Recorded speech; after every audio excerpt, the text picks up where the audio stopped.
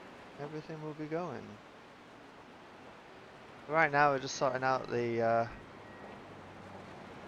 wave buys, getting everything all organised.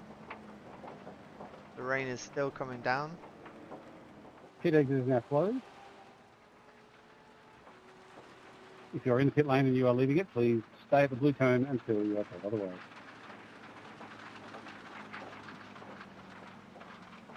That looks like we see some I paints. see the paints. Magic arrows there. Car 915, you may take the wave by.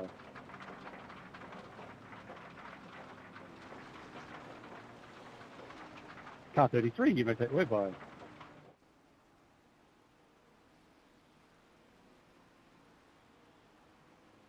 There we go. Only took an hour and 48 minutes to get that sorted out. Great job, Adam. Alright, I had to do the hard reset to come out the server and back in for trading pace. Even though I reset it on the thing, it still didn't do it properly. So, Car 349, you may take the wave by. apologies, I'll send a strongly worded email to Pit trading exit pace is to now do open. better. And I'm sorry, Corbin, if That the is the end of impacts the wave and by plus ones cars are not for the working. GT3 type. Well, let's have a look. We did it for you. 349, you're okay. You can keep going. Oh, Impact, what? I see yours in the bottom corner, but I don't see it on the screen. I wonder why. Please. here's what's funny is Car I 349, see you it are eligible Do for you? in wave the by. game, You can but bypass. the window Touch you. down by his name is the stock paint, so it's backwards. How? Oh. Oh. Race control, are you sure I am the class leader currently? Oh, I'm sorry. Yes, okay. Hold position then. Thank you. My data is telling me that the 14 car is the leader. Thank you for giving me that information. I don't know why my data is wrong. I don't know if that's a wise thing to say sometimes, is to say your daughter is wrong. Data. He didn't say data, he said data. Garen's Australian? Yeah. He says data instead of data. We do tease him a little bit on that, I'm not gonna lie. Yeah. Even when I type to him and I'm thinking to myself, have you got the data? Because I'm typing to him, I always think to myself, have you got the data? Because he is definitely a data man. Appreciate that. Appreciate that, Dexter. You're jumping between splits is for stuff to get out of whack. But yes, you saved us an extra lap under the safety car. Sean Campbell back in the car, and your car is looking normal again, Marshmallow. Look at that. Don't what? Just enjoying some of these liveries. The safety car is always white. Don't worry about it. Although last time it was pink, wasn't it? It is pink. Oh, is it? Okay, I'm not even gonna go there without racing. But we are getting to enjoy some of them. May We're not getting to be enjoy most. all of them. I'm wondering if it's a specific car. Have we got... Well, no, there's a Porsche that works. Look at that. It's the Delta. I think I highlighted your car Cool. last time as one that I really liked. Corbin Lenaway is going to put a protest in for the broadcast for invalid paints. That'll be a 2 hours. That'll be a 2 hour stop and hold, and we will stop the broadcast. That's what it is. Oh, dear.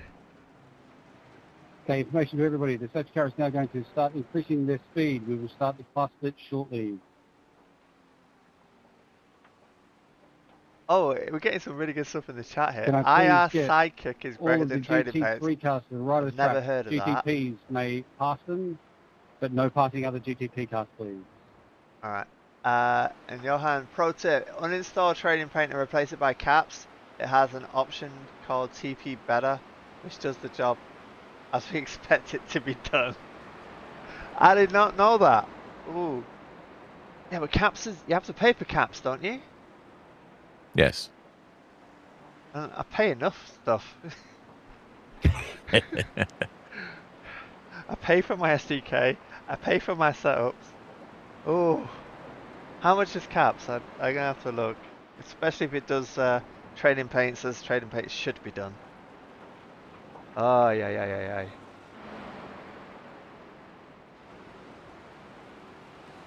Looks like Right. the pace car is speeding up the pace, so we're getting ready to probably next lap. Yeah. There's Neg has crashed. It hasn't. His bumper's a bit bent still, but I guess that's from last one. Caps is Let's see if free now? Johan says caps free. Alright. Oh, looks like. Go back to Neg real quick. Oh, Our good friend at yeah. Walk. He is showing a hood on the car now. Yeah. So we're making progress. We're building the car. We're getting it back together. Yeah. I don't know if he's had a fresh bump. But, yeah. It's slowly looking more car-like. So, keep it up, boys. Pit exit is closed. It is closed.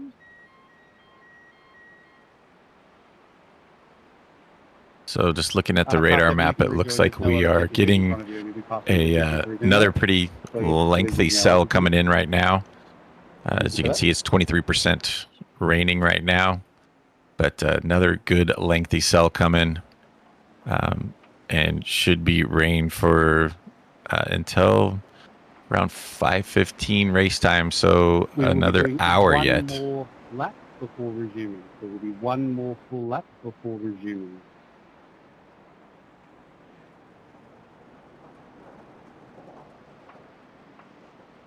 I do enjoy that purple on the magic arrow, though. That's it's a great shade of purple that they used on it.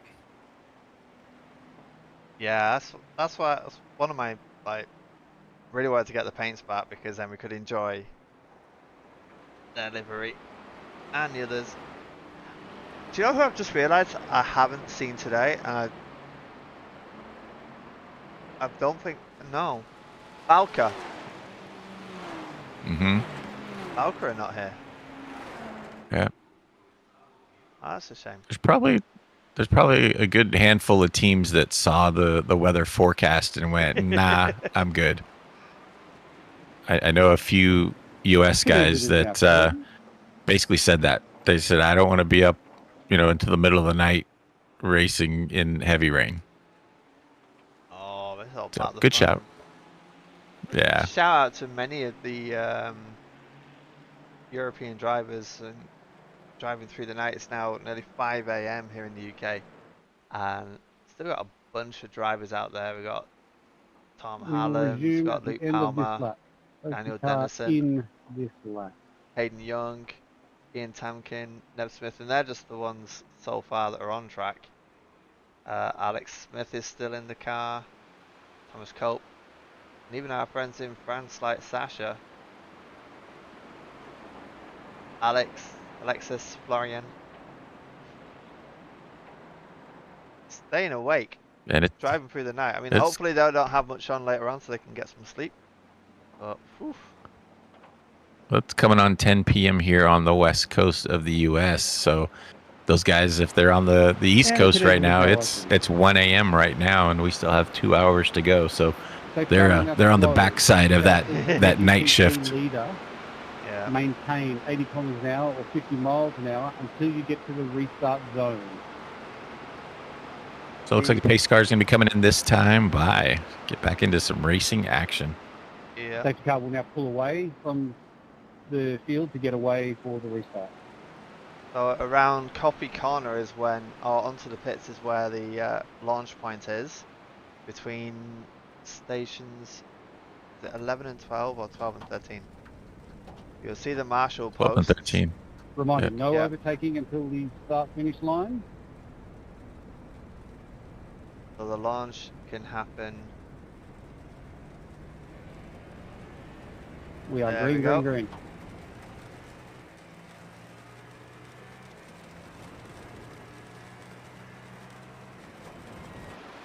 let's hope for a nice safe start to this. We're in the blimp to see if we can catch everything in turn 1. Ooh, dive bomb move there from, looks like, ooh, side by side coming out of the Senna S. Days. It looks like Under. 3 wide. Oh, David Johnson just holding it together there against Ned Smith. That was really good driving.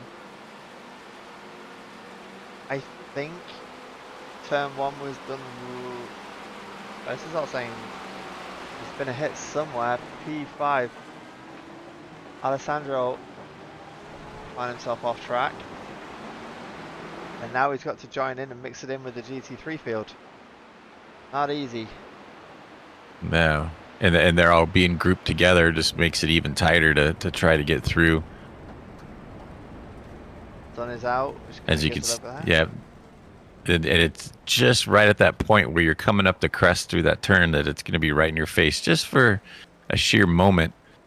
But in the next, 45 minutes to an hour, it's going to be straight in their eyes when they start coming up the straightaway up here. Yeah.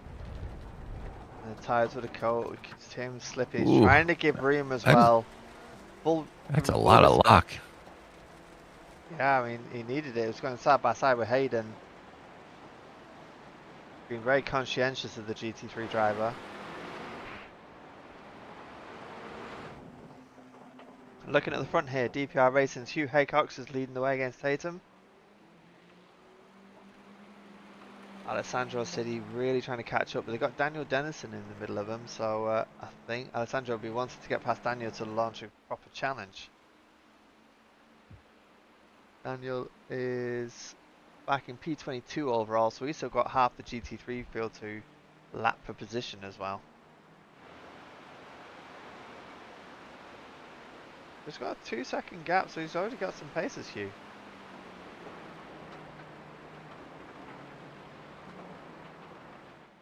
Any battles? See the rain starting to fall again. Oh yeah. A lot of cold tire wiggles. You can just see the spray coming down that straightaway there. That's such a great shot. Yep. Well done to iRacing for adding the Tempest weather model. It's years in the making, but I think they've waited till the right time to execute it. Yeah, that first wave that they did when they first put it out, the spray was so super heavy and you couldn't see outside of it. They really did adjust it and did a great adjustment to it to get it so you can at least have some visibility coming through it.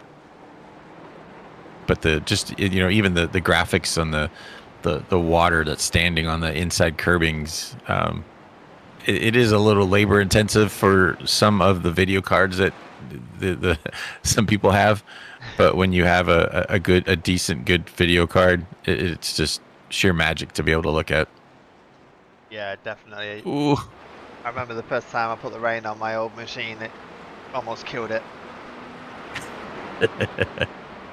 So it was good. It gave me an excuse to upgrade my PC. Persuade my. I was ahead of the game.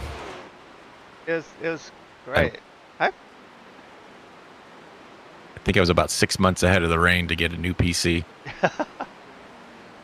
I told my wife, I said, "Yeah, I need to get a new PC. That there's gonna be a big, huge update coming, and I really need to get a new one." She's like, "Okay." I had to be strategic with my wife. I said, I just need to upgrade this part and this part and this part. Oh, I need a new base unit to fit it all in. And I said it was a project. I'm going to just build a new PC, and that's... Yep. Sean Campbell going around the outside of Dominic Paquette of the Magicaro. So Sean Campbell wanting to work his way back up.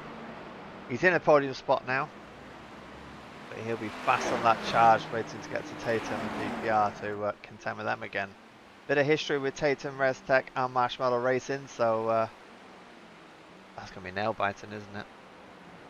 Yeah, Sean was super super quick at the last track at Monza and or Imola, sorry, Imola, and Monza. with the Monza. Yeah, I get those two mixed up. Yeah, probably. I've been up for 20 hours. Okay, just bear with me here. But Sean did have some little challenges from what I remember, but he was super super quick there, and he is going to be on the charge now to try to get up to Tatum and the DPR. Yeah. And these guys, they are locked in, know their objective. It's going to be looking at the aerokinetics team saying, get me through.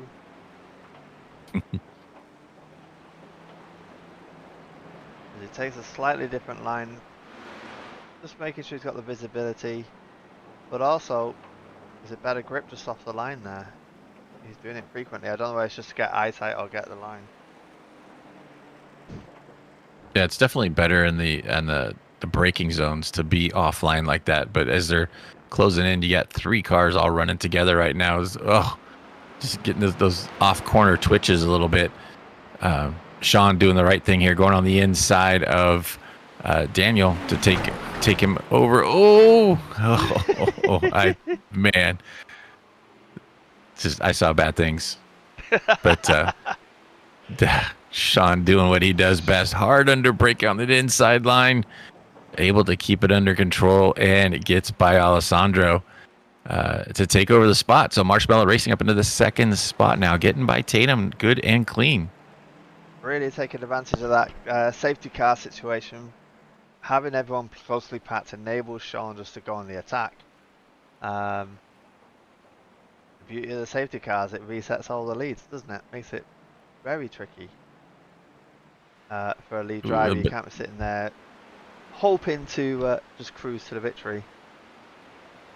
Yeah, definitely. So Hugh Haycock's out in front right now in that DPR racing. It's got about a 4-second advantage on Sean Campbell. So Sean looking to be on the move as we just crossed over the 2-hour mark. So just past the halfway mark. So still lots of racing action to go. Lots of rain coming. What we see now is what we're going to have for about another hour or so. But I definitely see the track that's going to probably stay a good section of wet. And I'm going to be curious to see if that last half hour ends up being a spot where these guys can change to dries and try to get some hero laps in. We'll have to see if anybody's, if the track dries up just enough to somebody that's, 10, 15 seconds behind the leaders trying to make that move is able to make a move like that and try to catch up to them. Exactly. I mean, with the track temp being 20 degrees, I don't imagine it going up hugely. It wouldn't surprise me if they're having to deal with a damp track for the rest of the race. I don't think it's going to get that hot that quick. Mm-mm.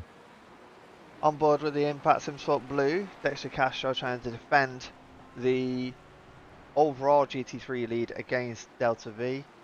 Delta V's number 14, just trying to unsettle Dexter. That's Remy Portin in the Delta V. We know how strong they are, so a formidable opponent.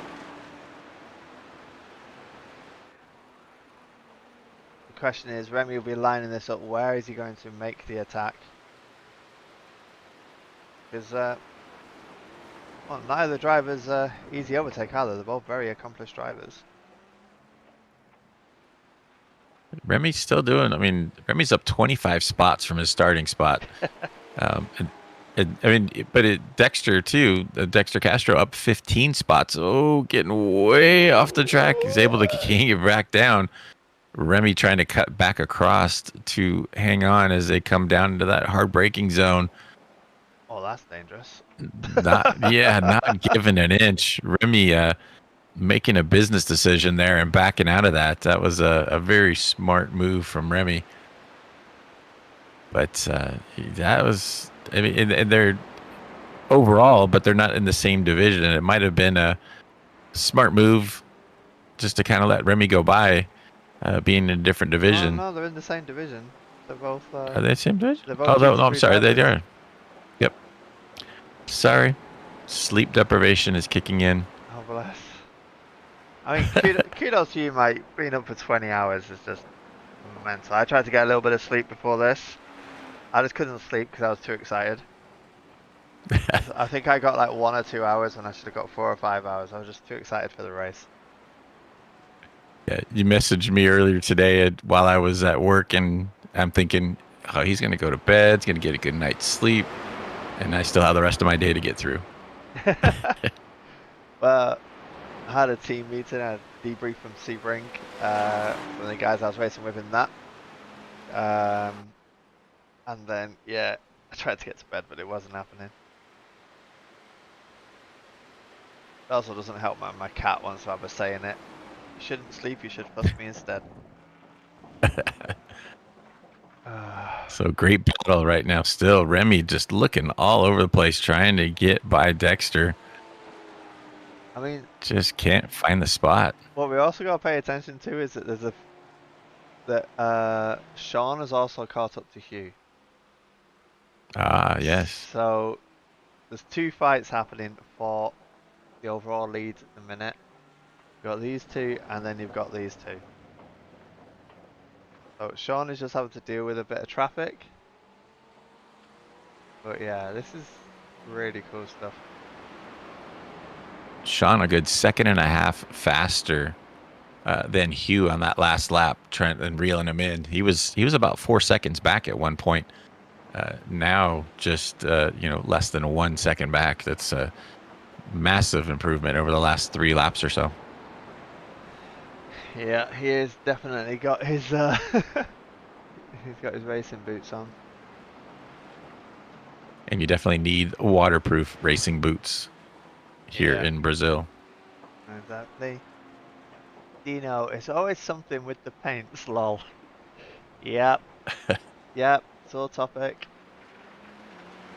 Although I might take your hand up on that and check out caps because, yeah.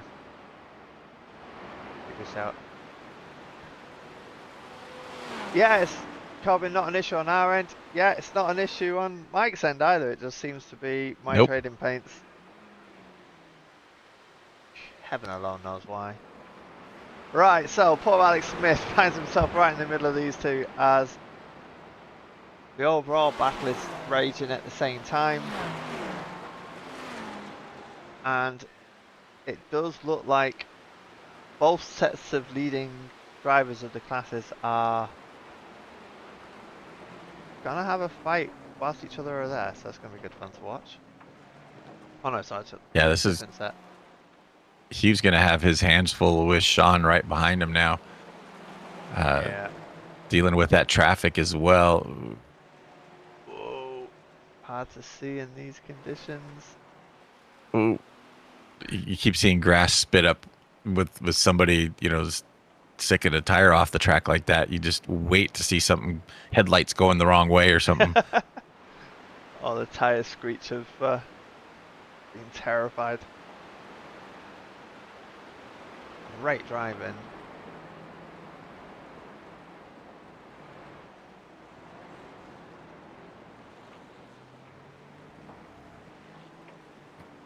All of Dino's paints are working as well, as he makes comments, as I know, because when I was in the race, all our paints were working. Rub it in, Dino. So evidently, evidently it's the one guy that's streaming the race that can't get his paints to work. To be fair, it's a couple of paints. The rest work. True. Okay. So it must be something to do with those cars. I don't know. Luke Palmer's sitting there right behind JD Daniel. JD and that Pax Oceani team took the win last race, sitting 3rd right now, but under pressure from the Sim Party Racing Lambadas. And they've got Edward Shelley right behind them. I thought for a moment there they were going to get a GTP sandwich. That would not have been good. Yeah. Andreas thought better. Was it Andreas? No, Sam Holden thought better of it. Went up the inside.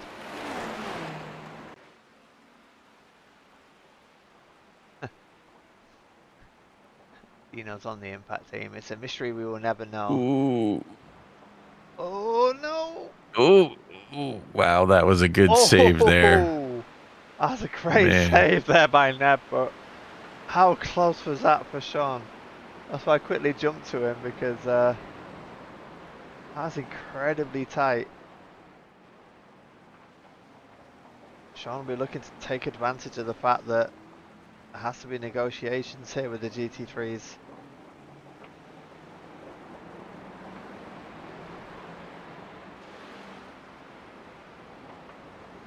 Both these guys doing a great job. Hugh and Sean, you know, they're racing each other hard, but still getting through the traffic nice and clean. I haven't really seen these guys really do anything too crazy as they're passing our good friend Neg there. Yeah.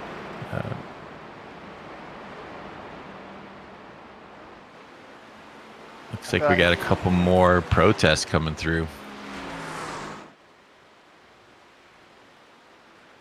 Ooh, a stop and hold for 1 lap for the SudSpeed Autosport number 69 for blocking. Ooh. That's a heavy one there. That is.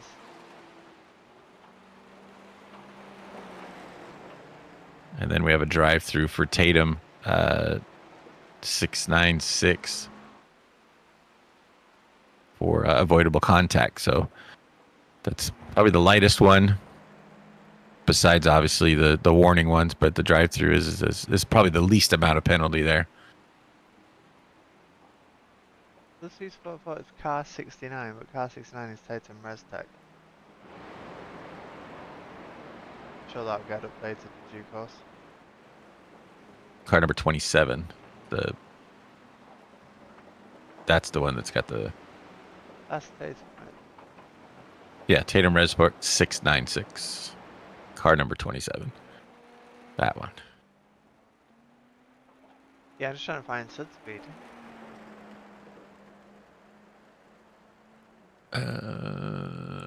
They're down.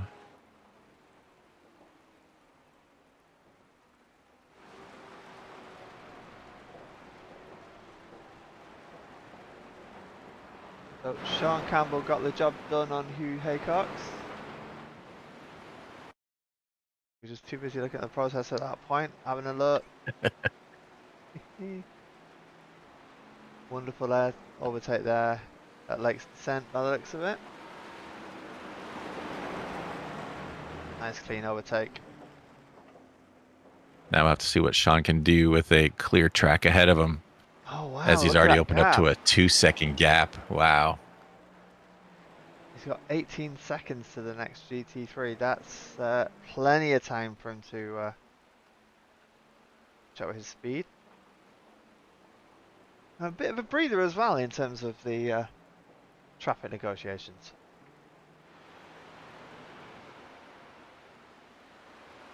It looks like, just going back to the weather, it looks like we are still in a real heavy cell right now. It's going to be a lengthy bucket of precipitation coming on. Just when you think the It poor looks like we got... drivers have not had enough trouble and turbulence in this race. Right. Still about a good solid hour of rain left, so we'll Yeah. have to check back on that soon.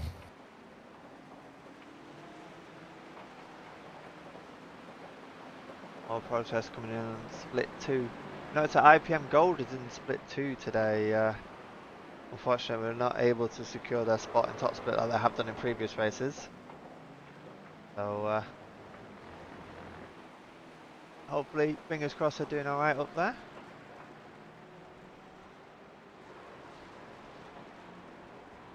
And here, tyres screeching. Ooh. Oh, getting a bit close there for Neg. The cars behind are battling it out. Florian desperate to get past Raphael, who's a lapped car. He wants to run at Neg.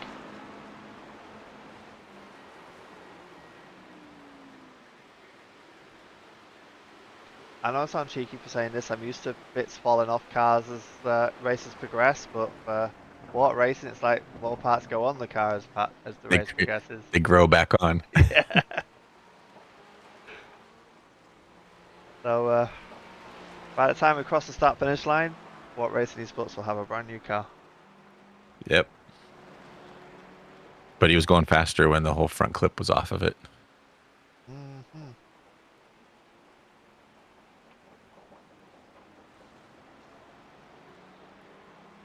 Still holding it down really well there, P4 in class. Gav's got a Delta V breathing down his neck.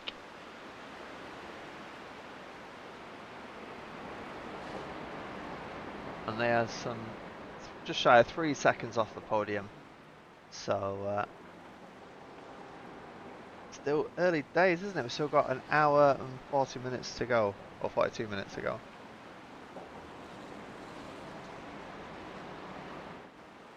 It's like Sean Campbell opened up to a 4-second advantage already. Yep. Really taking advantage of the spaces there, hitting the traffic again. We are back on board with Delta V Racing 14, having a great battle with Impact in Spot Blue. It's been tricky for Remy to find that opportunity, hasn't it? Yeah, definitely. They're well matched, these two. Or he might just be watching his pace, because remember he did pit during that yellow flag. He might be just saving some fuel, drafting a little bit off of Dexter to give him that little bit longer run. Possibly. Drawing at straws here.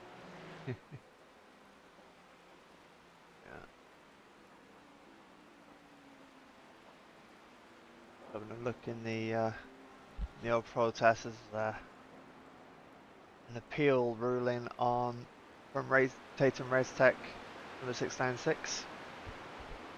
So that'll be looked at again in review to see what the outcome is. Still says drive-through. We will see in due course. The process has changed a little bit for that. The teams get notifications via the website now to say whether or not they've been protested, just to improve the communications there between race control and the cars.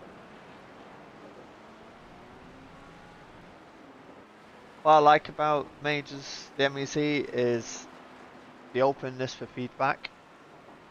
So yeah, got any constructive feedback, feel free to share it. And same about the stream. Anything we can do to improve it, keep saying it. Dexter's looks solid as a rock. Yeah, oh yeah, trading paints. Well, I'm gonna check out caps later. When I get home from my race, I'm gonna like have a look at caps. If they can do trading paints better than trading paints, it's probably worth it. Dexter is absolutely maintaining control. Oh, not easy for him though, having led Shelley go right in front of him going into turn 1. That's gonna be a bit of a hair-raising moment. That's put Delta V right on his tail.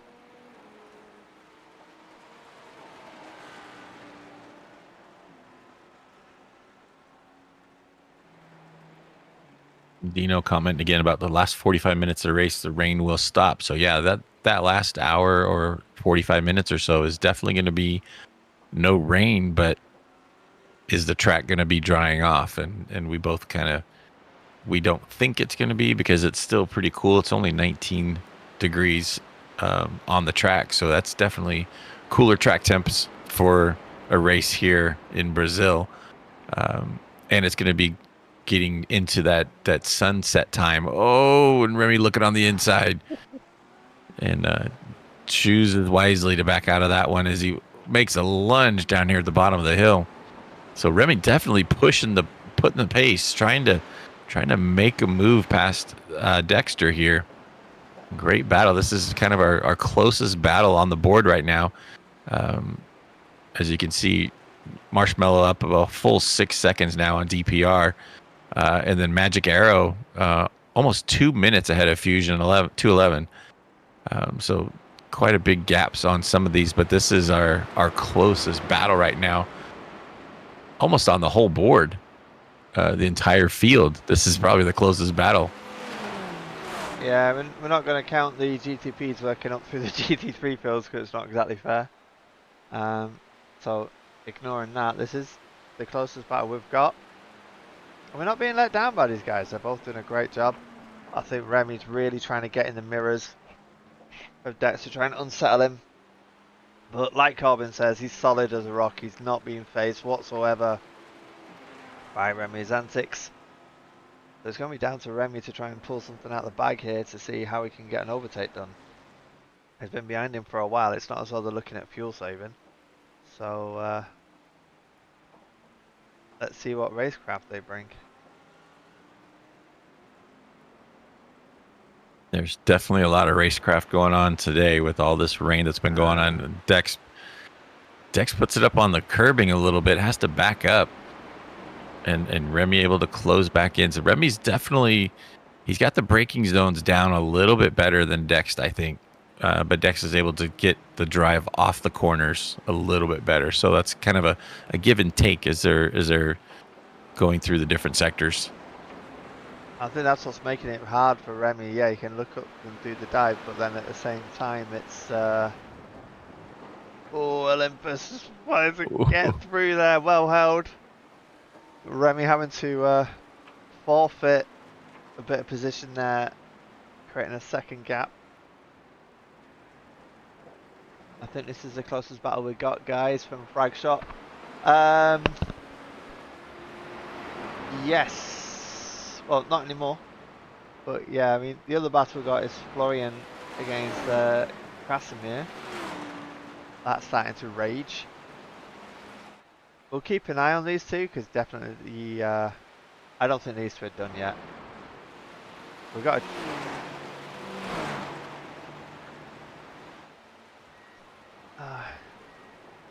looking down here at Krasimir. Oh no, they've been spread out by GTPs as well. Ah, the GTPs are just separating all the fights. I think now, I mean, it's the sun's not out, so I guess I could say we could do our livery walk, but the sun's not out to be able to get a good reflection of these anymore. It's, you have to get it at the right angle, don't we? We have got this battle actually kicking off now. Florian from Delta V Racing number 2 looking going around the outside. Really? Ooh. That was very brave. But yeah, that's afforded Krasimir a little bit of a gap to get some running, but he has got 2 GTPs chasing him down now.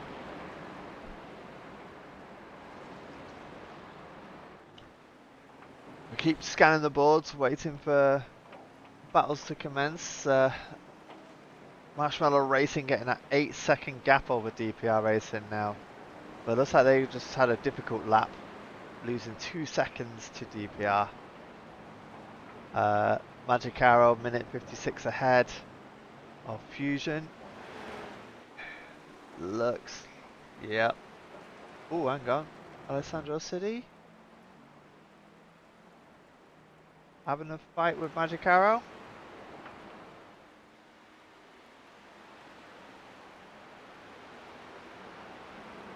This is Tatum ResTech.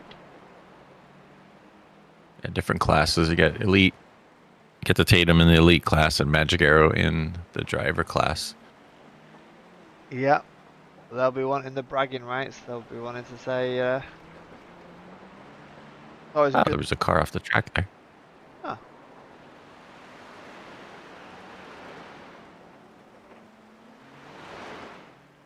I wonder if it was Bradley Sweeney. Ooh, Tom Hallams. dominate. Oh. I think he's running an overtake. He's wanting something to happen. Oh, well on the grass there from Alessandro. That will give Dominic the run. Can he make something happen? He's definitely considering it. Late break battle. still remain in front. Another car going off track. That's Hugh Haycox. Ooh, Hugh. Yeah. That looks a bit nasty. I'll have a look at that in a minute. If we remember, because right now we're being treated back to a great race here between Alessandro and Dominic.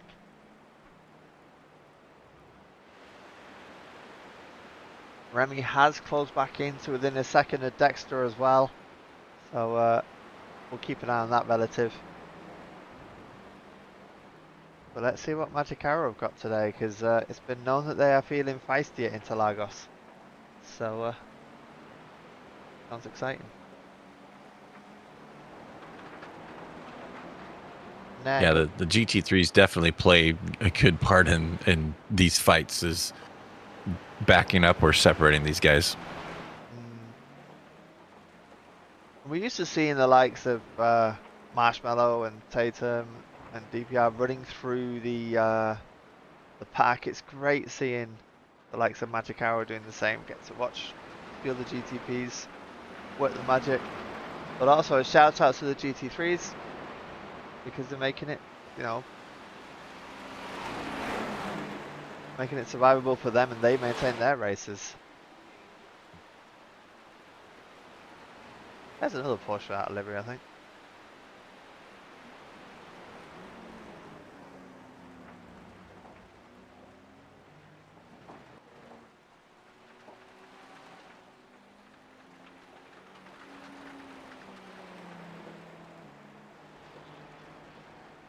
So an hour and 30 minutes still left to go here. Still got a good 30 minutes left of rain at least. Looks like there might be a little open spot, but the rain's supposed to end in about 45 minutes, so we shall see what the track looks like at the end. This is not an easy thing at all, what these guys are doing. Yeah. And with the sun going down right now, it really changes. If we go on board, we can go on board with Dominic. Oh, getting a little close to Hayden there, but you could see just how visibly the track's changed, how darker it is, how hard it is to see braking markers, turning points, traffic. Definitely a challenging time on the track. Yeah. That's a lot of lock in that. The lights will probably kick in soon. You can see the headlights, but the lights in the car will kick in soon. But even the point of seeing where puddles are, it's going to be very, very tricky. You see the line there that Dominic took, avoiding the white line completely on pit entry. Very wise idea at the moment.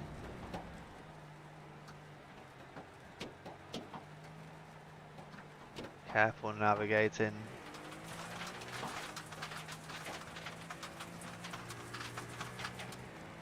The level of concentration required here is next level. Look how much visibility or lack of he's got. It's terrifying. He's got Alex Smith in front of the GT3, adding to the spray, adding to that lack of visibility. All he's got is these headlights to go off and memory. How many seconds till the next corner?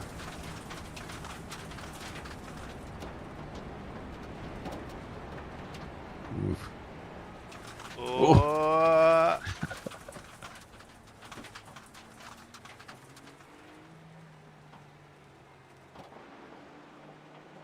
Great driving there from Dominic. Absolutely. He's still hanging in there with Tatum. Yeah. Not wanting to let him go. They'll be loving this.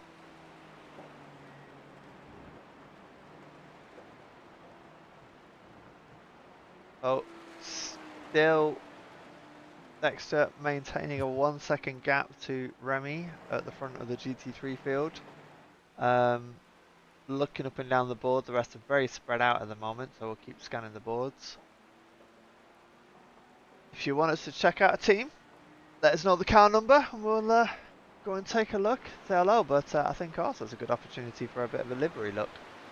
What do you reckon, Mike?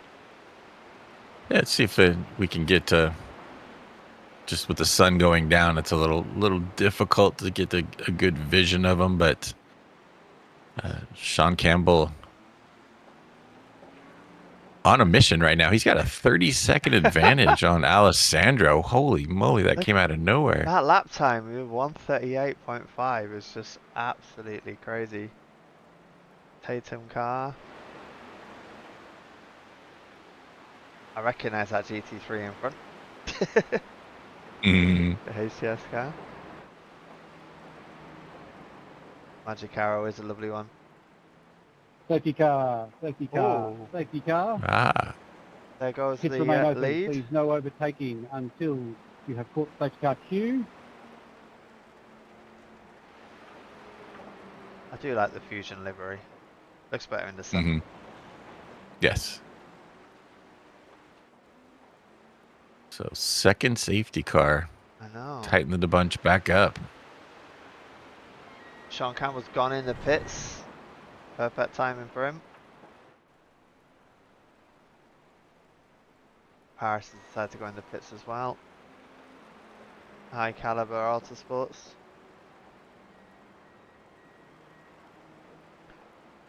In P6 in class.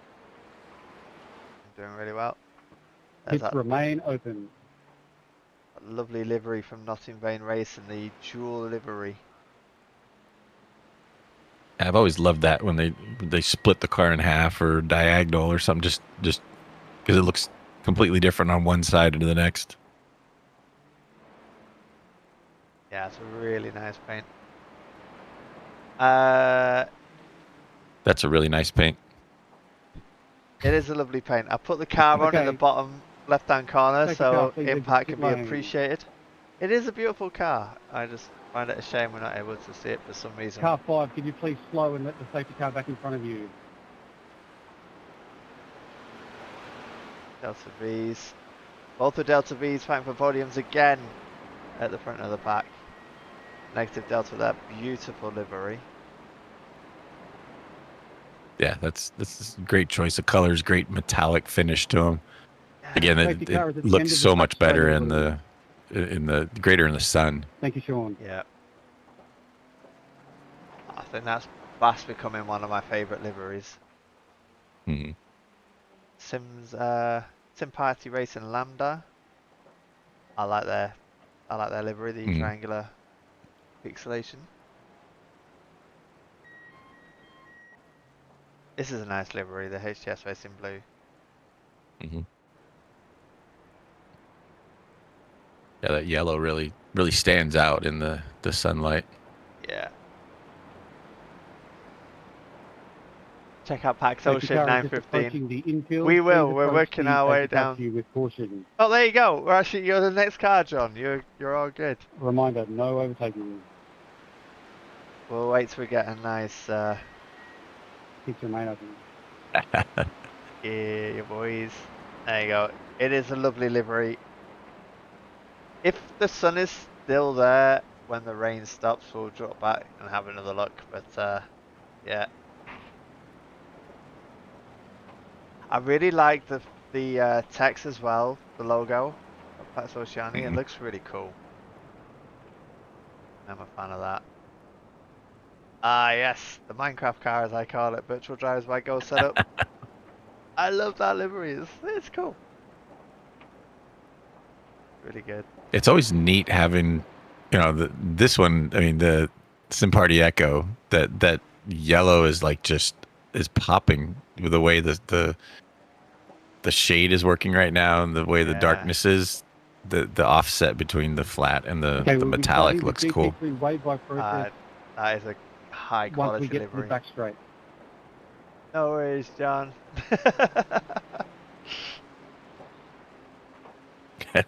Oh, Corbin. I did show the bottom corner though, so there's a bit of appreciation there. See what happens next. You have to come back and visit, the next race. Fusion's Too Fast, Too Furious. Nice. mix of paints there. I think that's the paint they used from the latest major Spa race in the Acura. And it Nice. always makes paints look better when they do the wheels as well. Yeah, yeah. Adds that extra element, doesn't it? Mhm. I think Tatum, bit of cheating here with some teams that have been in the pits. Send It Racing. Now, I'm looking at stock livery for these guys as well. Oh, look Mhm. at that. The bottom left-hand corner of your screen there. That's an interesting livery with the white and the green and the red. I think Trading Paints doesn't like some Porsches. Major Z Sport. I remember them from the Blackout. Good to see him here. Yeah, sorry for the hold up. Just clarifying who the GT3 leader is. I'm getting conflicting data. So yeah, just everyone please hold for now.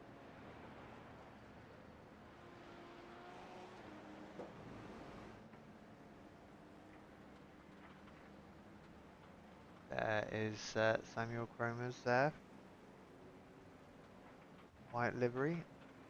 That's been a nice livery. I So, like that one. Pace Syndicate Phyllis. mhm. So as we talked with the last pit stop, the GT3 guys, good question here is how long is this caution going to be? Can you pit on the last open lap, and would you be able to make it the rest of the way? Because that's Okay, going to get let's start the it's way going to by probably get process close to of the delay. 2:45 into the race. Maybe Way by 1:15, an hour car 15. on the left. Can you fuel save that much to go on just that one last stop? Yeah. Hero, could be a hero throw at 46 trying to car, make you it. may take the way by. Let's see how good their fuel save strategy is, isn't it? 29 car, you may take the way by. Going on there, Carbon. Unfortunately, you can't see the best. I said that. You guys commented on it at Monza, so I'll take it. 33 car, you may take the way Good. by. I'm glad I commented on it in the past. I bet it made its way onto my 105 all-time car, you favorite may take boards. the way by. Definitely will be looking out for it in Portimao. 692, you may take the way by. Oh, that's another nice popping colour. They're very good with that as sim party, Mhm. aren't they? Looking at Indigo 337, now you may Yeah. with take that the way blue. by. They're good at getting that middle one to pop. Yeah, I think it's Nice. going metallic on it that's doing it. Yeah. It's got a gunmetal approach as well on the back and front. 915, you may take the way by.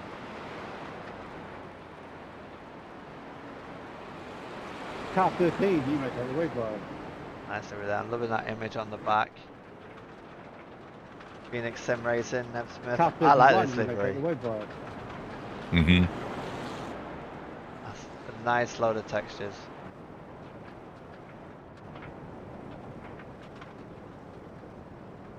RAC telemetry by Woods' team. Car 31, you may take the way by. Brit Yanks are not going for their half British, half Yankee car again. They've kept Last some of chance, the car 31, JWR. you may take the way by. D-Bring, yeah, I remember that last one. Mm-hmm. Aerokinetics, trusty livery. Okay, car Comes on 32, that you may fast. take the way by. Ooh. That's a good MSS. one too. Yeah. That is the end of the I think we cars commented on delivery. them in the Take past. the way by. Yeah, I noticed it earlier in the daylight. Good reflection on the metallic that was on it. We'll wait for them to get down there.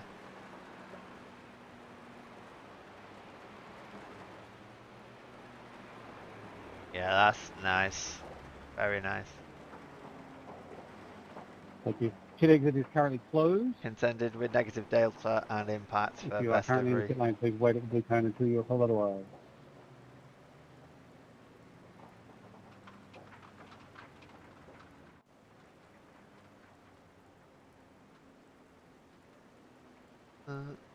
Oh, and those cars have decided to park it. Oh, and there's our safety car, which is a Porsche. Just saying. Pink Porsche Pit exit is in now my up. screen. I don't think Trading Paints likes Porsches at the minute.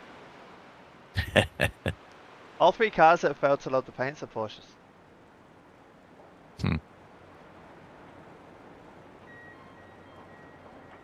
please be mindful of the cars in front. You don't need to be straight underneath every wing.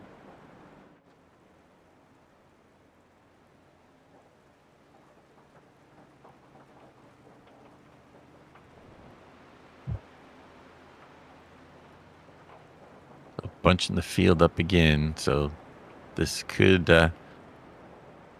lead to some more chaos. We'll have to see. Looking back at the protest screen, we've got ABS Esports car 152 with avoidable contact having to do a stop and hold for 30 seconds. Okay, the safety car is now going to That's start fine. to increase its speed to about 80% race pace to give everyone a chance to get some temperature into your tyres.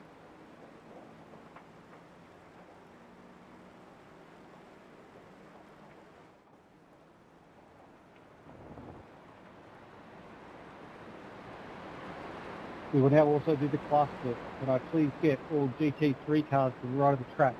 GTP cars may make their way past GT3 cars.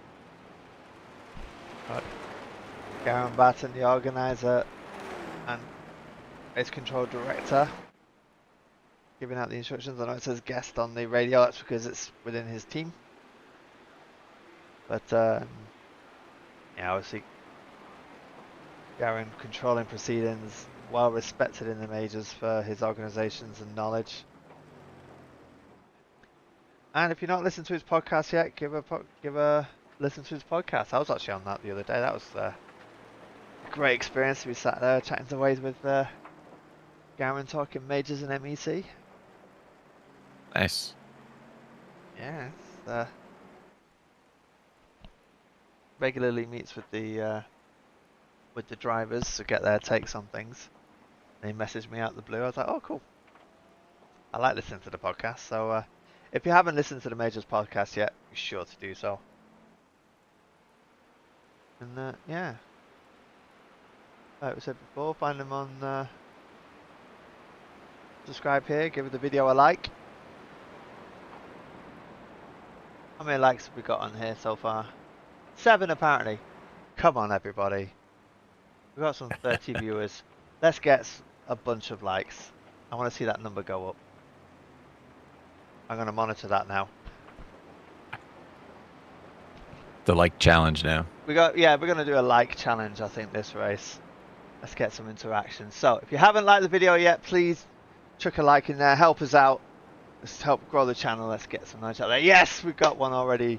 Well done. Thank you to whoever did that like. I've got my little like counter here. It's very sad, but We will have one more full lap.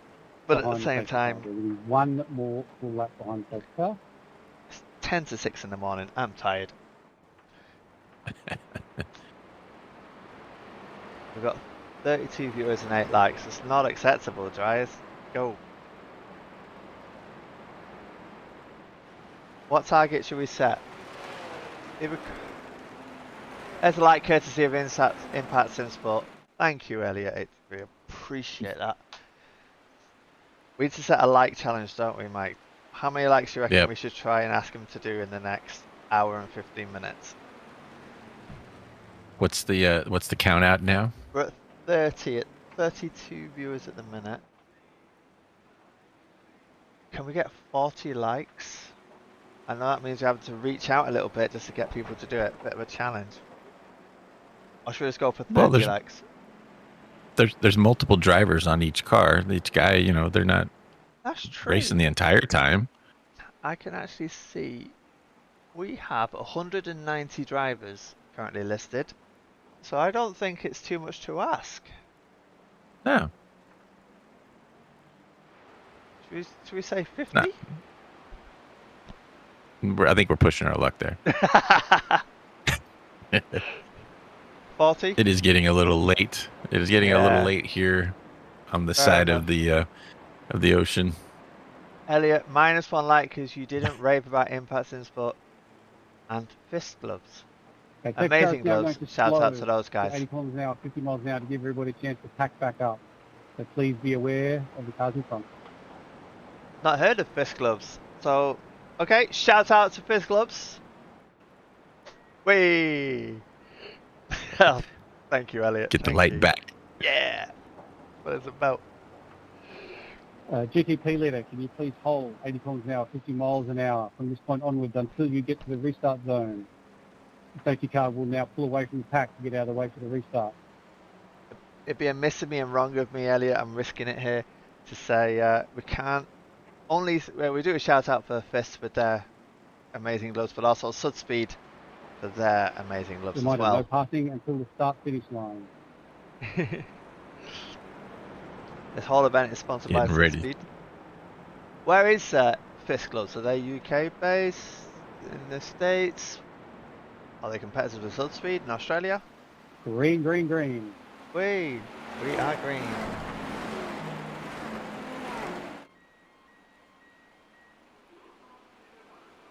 Tearing it See if down. we can Let's make see what another good, happens. another good clean start with these guys. I'd hope so. They got the experience settling in now. Magic Nick arrow on the inside Dicey. there.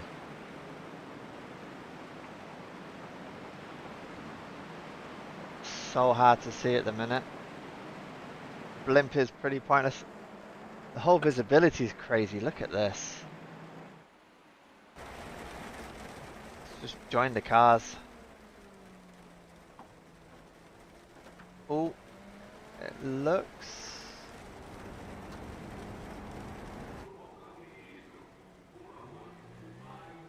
Oh, the pit stop situation there. Mm-hmm. Florian getting the attack straight away on Aurelian. But they are side by side. There's a spin out there from Costas.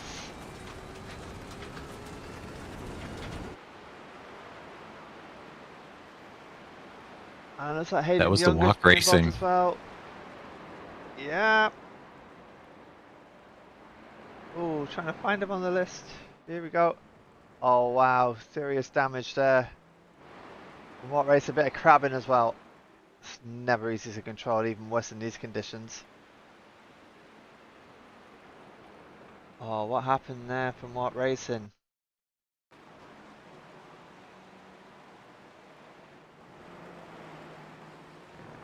Doing well, but onto the main set. I can't be all. There we go. I reckon that was Hayden. We came past to hit him. They've had to bounce to the pits. No way they could do that on crabbing. That was absolutely crazy. But that weather spells here at 54% rain. So the track's going to get bad very quickly.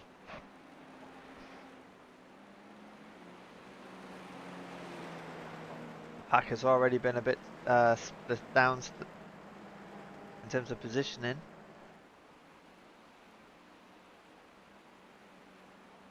Raphael for Magic Arrow is getting hustled here by Victor. But at the same time, they got Fusion 11 seconds behind and wanting to close in. So all to play for in the management.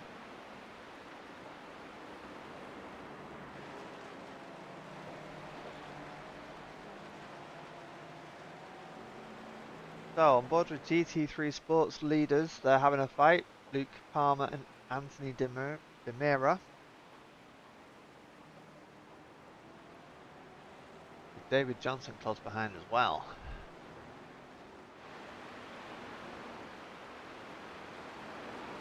Everybody getting bunched back over that yellow flag. That's going to be causing this. Could be causing some chaos. You see a little bit of damage to the back of Luke's car there, right in the center of the rear bumper. But David Johnson looking on the inside in that Beamer gets the spot. Yeah, but now he's at risk of losing a few more. He's off the line. It's really difficult when you come out a little pine tree because the racing line changes from the left to the right, so he's losing out big time here, unfortunately. Wonder if he's got more damage than we know. It looks like he was able to tuck back. Oh, But he tags the GTP. Oh, Benjamin Roberts got taken out there. That's unfortunate braking situation there. Oh, Lee Palmer. Question is, what's the damage on that car? Is he gonna pit? Yeah, he's coming in the pits. Yep.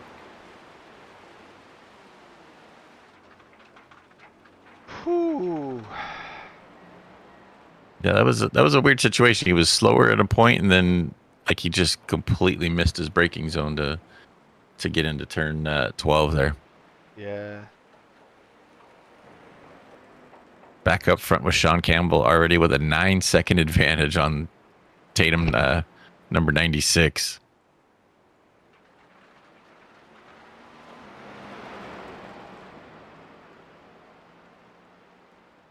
Sean definitely the class of the field here at the this point of the race.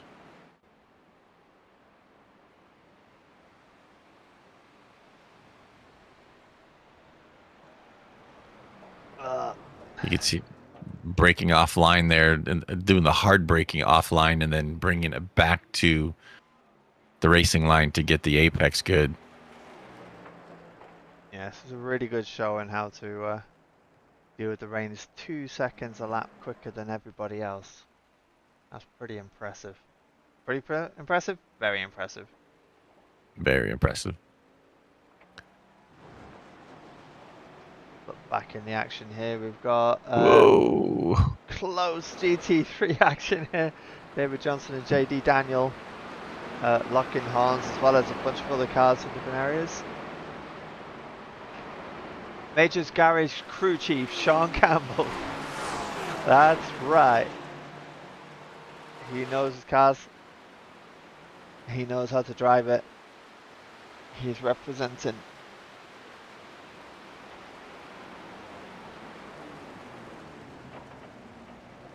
Great battle right here with these guys.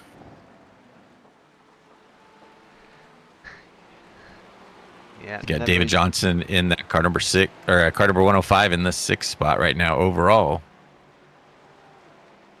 JD Daniel tucked in behind him in a different division, but still trying to get by him. Yeah, if I remember, all the points are distributed amongst the separate classes, so it's not just about GTP and GT3. I think the points are distributed. The leader of each class gets the same points, if I remember rightly. Yeah.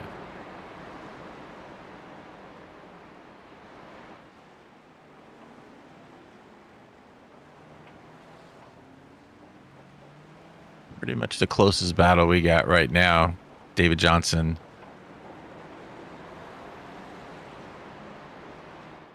JD Daniel in that Pax Oceana car right behind him. As the sun is definitely setting and going down. Makes it even more difficult to be able to see the track. Be able to see those, hard under braking. Man, I get those cars slowed down coming into turn 12 there. But you don't want to over slow it. And, Adam, we saw that just, they're losing their braking zone just because of how dark it's getting. Oh, man, these guys keep dipping the tires off right there. It just makes me so nervous. It's amazing just how the inertia is just keeping them on the track. It's so dangerous at the same time. Late dive into this by David Johnson. This is against a lap car, Danny Beagle. Yeah, the brake points are going to have to change all the time because you got your brake points in the dry day, you got your brake points in the dry night, and then when you had the rain, you got another set. So constantly they're having to change. Yeah. And it looks like the rain is going to be coming to a close here pretty soon. Oh, that sounds based on the radar. Ooh, yep. Neb just held it in there well. Good job, Ned.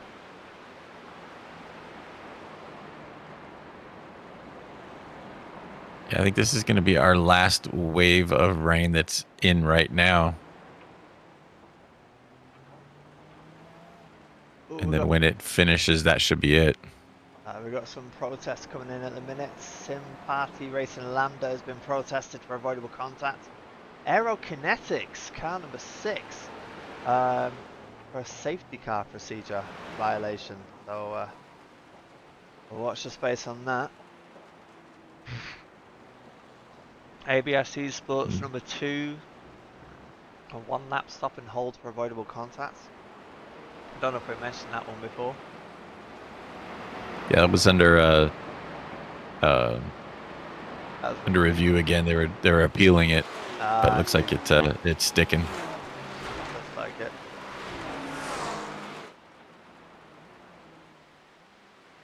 Race control a bit busy in the old box at the minute, checking the replays. A good percentage of them are from split 1. So, like you said, I wonder if split 2 is a little bit drier.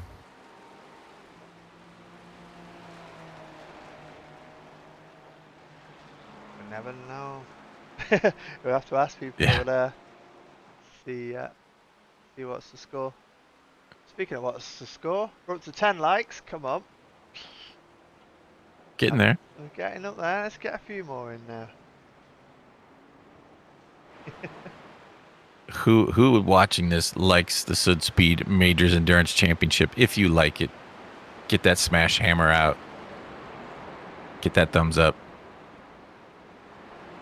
Adam says that if we get up to 30 likes, he's going to streak across the track at the end of the race. No, not gonna happen. It's no, because I'm on the other side of the world to it. At the end of the race, that'll take some time. Just looking at the battles here. Moving swiftly on. We've got Ian Tamkin from Sympathy Racing Indigo trying to take on Phoenix Racing. That's the Sim Party livery is just, oh man, Neb has been it's a handful for him right now. He's battling, isn't he? Yeah, that he is fighting that car no matter what. I mean, the fact he still saves it time after time is impressive. Oh, Off it goes again. He's getting that big racing line. Is he gonna go in for it? Looking at the relative, Neb is slightly ahead still. Late break battle. Neb's got to cover it off, and he does.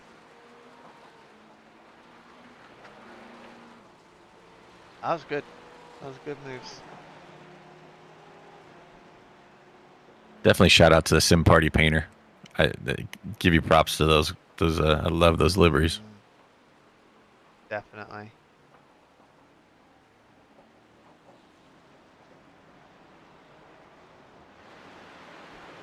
Battle here between HTS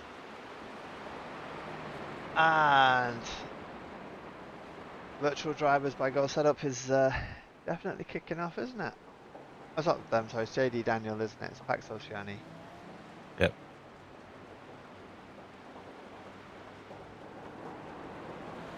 Sitting second overall in the sports class. They're working their way back up the field here. Yeah, doing a grand job. I mean, they've climbed 8 spots of Pax Oceani, and they're up against David Johnson's team, which climbed 17 spots. Some big movers here.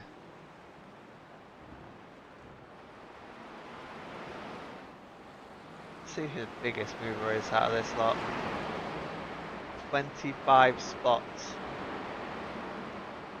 And that is Delta V Racing 14 by Keyshop. Yep. Wow. That's the Audi.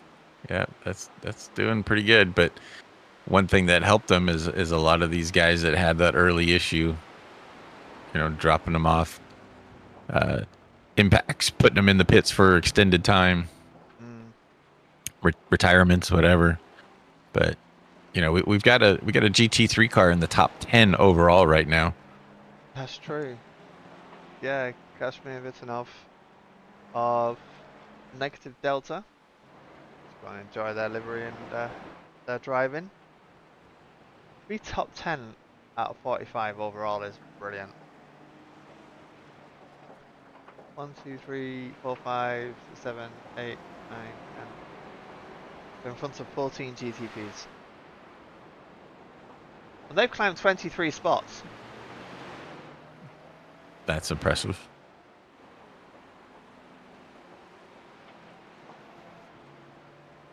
Those are how they've done it overall. So Negative Delta climbed up 5 spots in their class, but overall they've climbed up 23.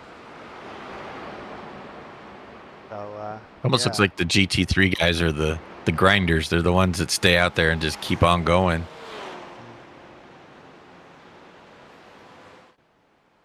I dare say that GT3 have got it easier in this race.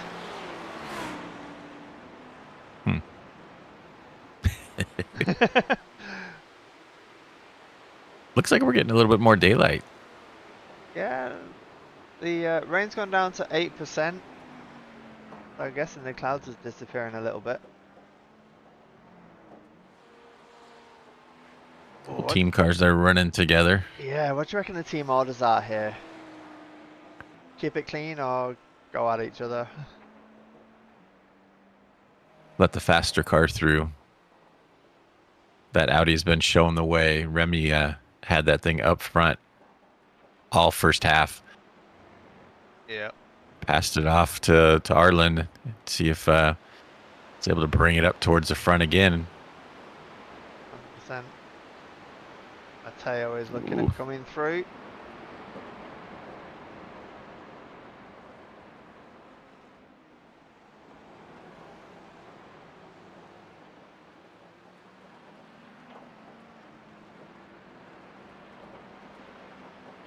Oh, there's all the lights. Well, You know, all the lights turn on. It's funny how the track turns brighter with no lights on as well. yeah. I always need to, yeah. See the blue glow on the top of the car there. That's his internal lights. Yeah.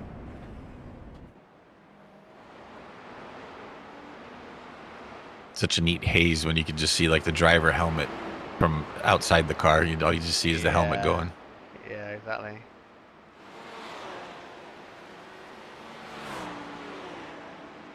That reminds me as well, we got Sean. How well can we see? Because he's got a funny helmet, hasn't he? Yeah, he's got his face helmet on. Sean's known for his awesome helmet. Got a picture of a funny face. There was someone else that had a funny helmet as well, which was good to see. Oh, side by side action. Pat Sociani is sending it. Trying to get past the. Ooh. Oh, David Johnson's still holding it in front. Woo. And JD don't find a way. He's having another look. Ooh. He's going for late break. You'll need to make it work across these two corners, otherwise it's disadvantaged in the next bite in the horseshoe. Yeah. But he's got it.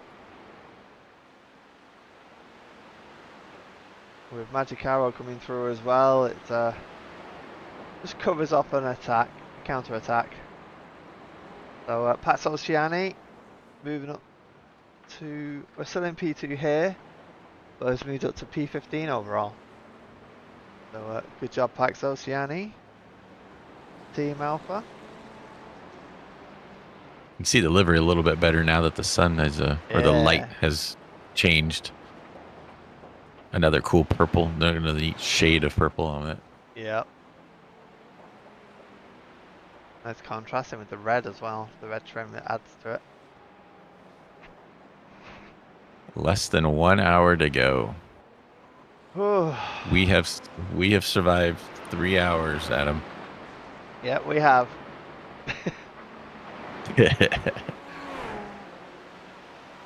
Let's have a little breakdown of our SudSpeed rankings. We have GTP Elite, Marshmallow Racing, 18-second lead in the race at the minute, working the way through. The old crew chief man himself. Second place we've got Tatum ResTech 96, Andrea working his way through the traffic, trying to make sure that keep the pace as much as they can. Teammate in Tatum Race Tech 696, Matteo, is in P3 in class. Team Red X has climbed up really well. So we've got Paris there in P4 in class, followed by Hendry. It's about probably a 6-minute gap between them. So Henry is currently in P5 for High Caliber Autosport Red. And then in P6, working the way through the GT3 field, we have Tatum Res Tech number 69. In the GTP driver class, Magic Arrow are living up to the expectations in this race of being a force to be reckoned with. They are currently P1 in the GTP driver, being engaged by Tom Guest in Fusion 211. There is a 18 second gap between the two teams. Tom will be looking at reducing that gap as much as possible using the traffic. In P3 we've got Victor Clayton from Olympus Esports Vulcan, who are trying to catch down there about a minute and 18 away from the lead in class. P4 we've got Dimitri from Lost in Vain Racing Orange 2. Going down towards the S's there. And in P5, Brandon Wilson from Aerokinetics working the way through the field after earlier issues. And then we have Eric Biggs, who's having a bit of a blinking moment from Impact. Dropped 7 places so far in the race, but we'll be working the way through soon. Over to you for the GT3s. In the GT3 driver, we've got Negative Delta by Simgear leading around in that beautiful Porsche driven by Krasmir right now. In the second spot, about 10 seconds back, is Delta V Racing number 14 by Key Shop. Arwin really doing a good job. Our friend Remy was leading him around really good and put him in a good position. And Arlene is doing a great job and hanging on, trying to reel in, but still about 12 seconds back. Then you got the team car to them, Delta V Racing number 2, the Porsche. Ooh, little twitchy under braking there for the 119 with Florian Renault, but hanging on to 3rd overall in the driver class. Then in the 4th spot, you've got Impact Sim Sport Blue, the 349 Porsche. As you see, quite a few cars getting a little wiggles coming out of turn still. But Dexter Castro holding it down real good in the 4th spot. In the 5th spot, the HTS Racing Blue number 105 Acura with David Johnson at the wheel. One of Adam's favorite liveries on the GT3 side.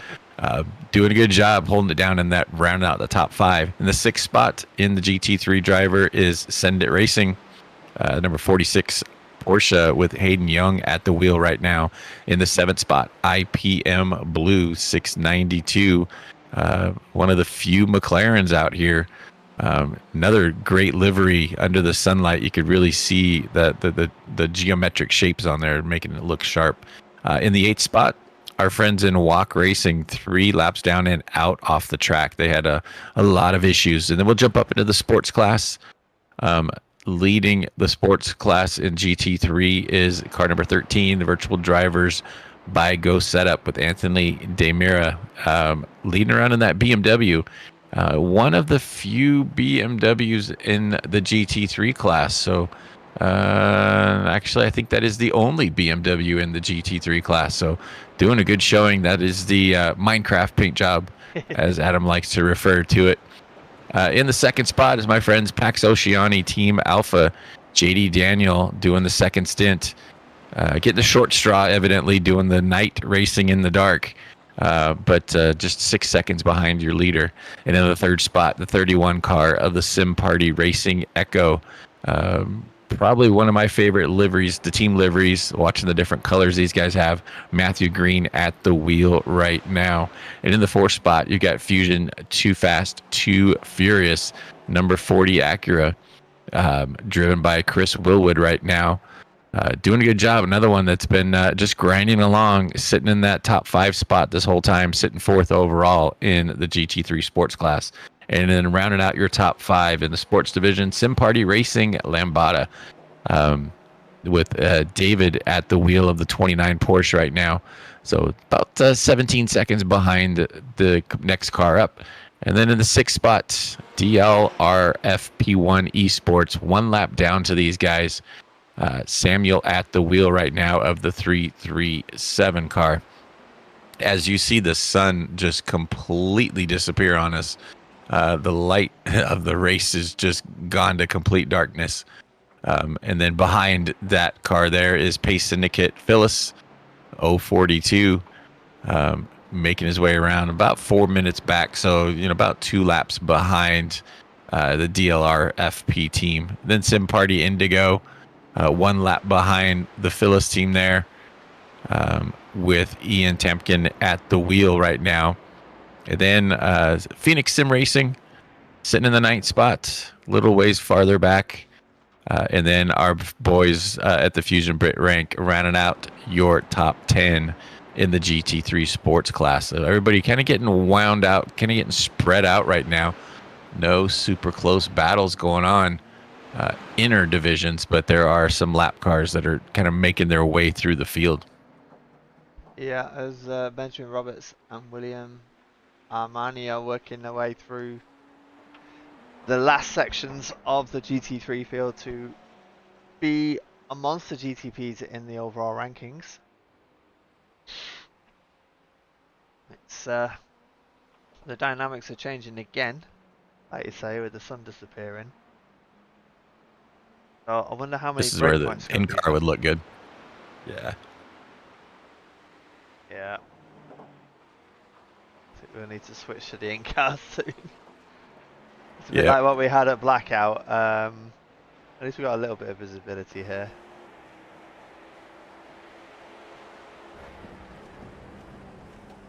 We're on board with Sean Campbell, our race leader. 21.5 seconds gap. Ooh. Looks like a disco rave inside his car. Yeah. Those lights are going crazy.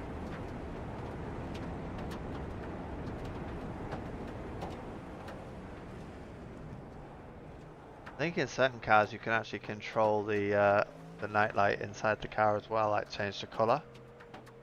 But I do like the blue that I run. Next, this race was so fun. Sadly that incident happened. Neg, you are absolutely amazing in that. The way you held that car and drove a whole stint, slowly putting body panels back on it. Brilliant job. So congrats to you, my friend. Glad you enjoyed yourself here at the round 3.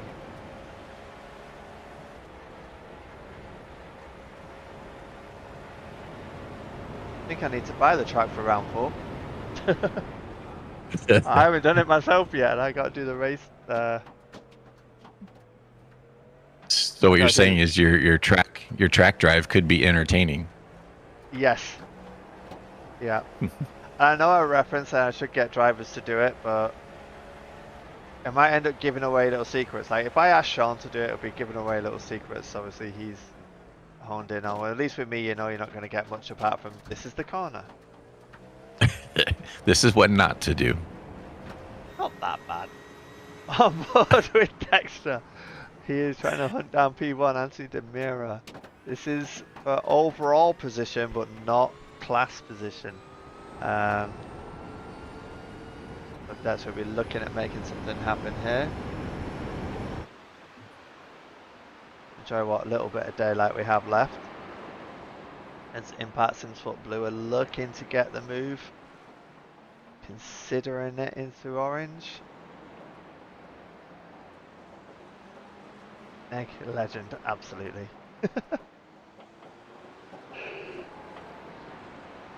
Thank you, Evan. Driving from P20 to P3 was mega. It was mega for us to watch. Great watching. The car that was half there. Yeah.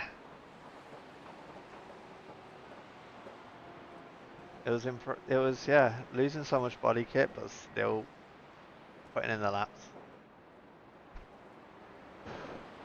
Ah. So can Dexter catch up to Anthony and get the overtake? This is the closest battle at the minute. I'm going to put their car in the bottom corner so you can actually imagine what it would look like. Having a look at the protest. Send It Racing Blue is being reviewed for an unsafe rejoin. And ABS Esports number 2 is being protested for avoidable contact. Ooh. What's going on there? Aerokinetics from their ruling appealed. Still busy in that old box. We haven't seen too much on Split 2 again. It's gone quiet in there. They must be behaving. Oh, it's getting close. So hard driving offline here, but at least I got the wets on, coping a little bit with it. But right behind, guess who's there? It's Max Oceani. So they'll be wanting to get past Dexter, or at least get Dexter to go and pressure Anthony Demira so that they can fight for the championship. Can Pax Oceani make it another win?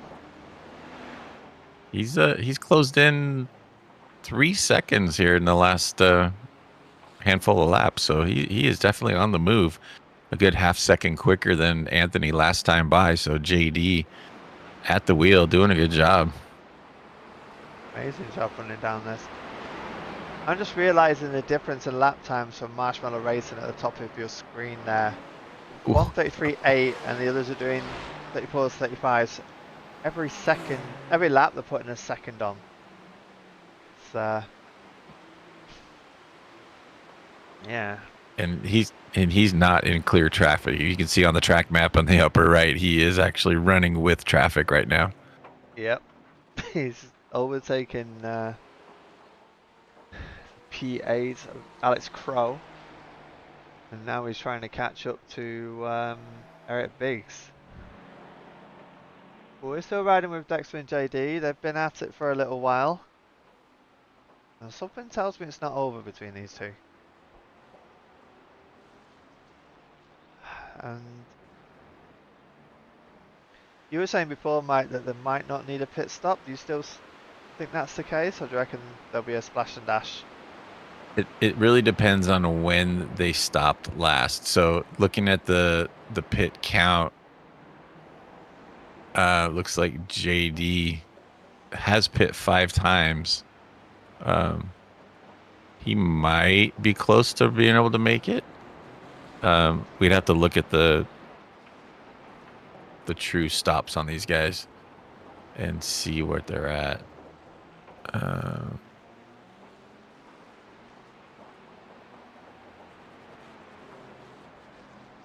See if I can pull something up here. No further action on Send It Racing Blue. A drive-through penalty for ABS Esports number 2. For the latest reviewed protests.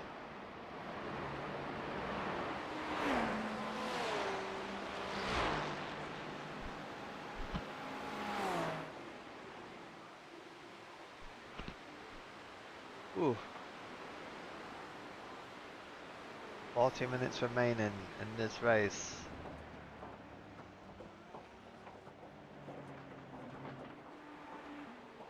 They're very well spread out now. It's try and find some on-track action here.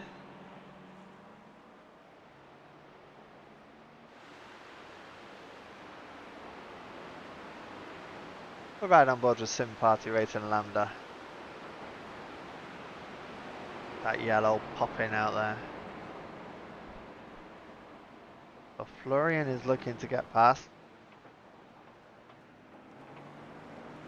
He's also got Henry to deal with in the GTP from High Caliber Autosports.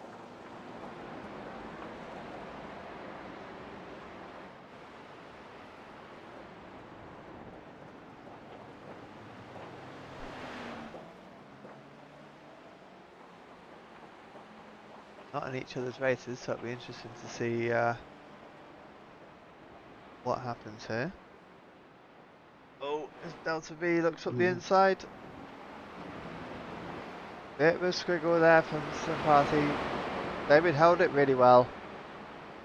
Florian will be wanting to put his foot down and just go for it. I think he'll get the overtake there. Yeah, looks like he's getting clear of him up the straightaway there, and jumps in front of him. Making sure to take the optimal line going into the S's. It's not nice to experience. The rain stopped. The track situation is saying lightly wet. By my experience of that means still wet. Oh, has there been a crash? GT3 Brit Yank team. What's happened here for Fusion?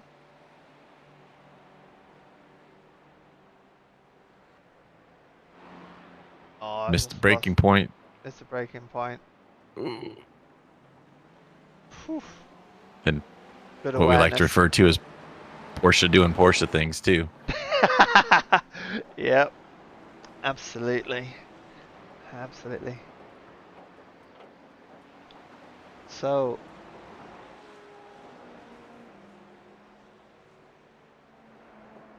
no real battles at the minute. Alex Crow from Majors Esport working his way up the field.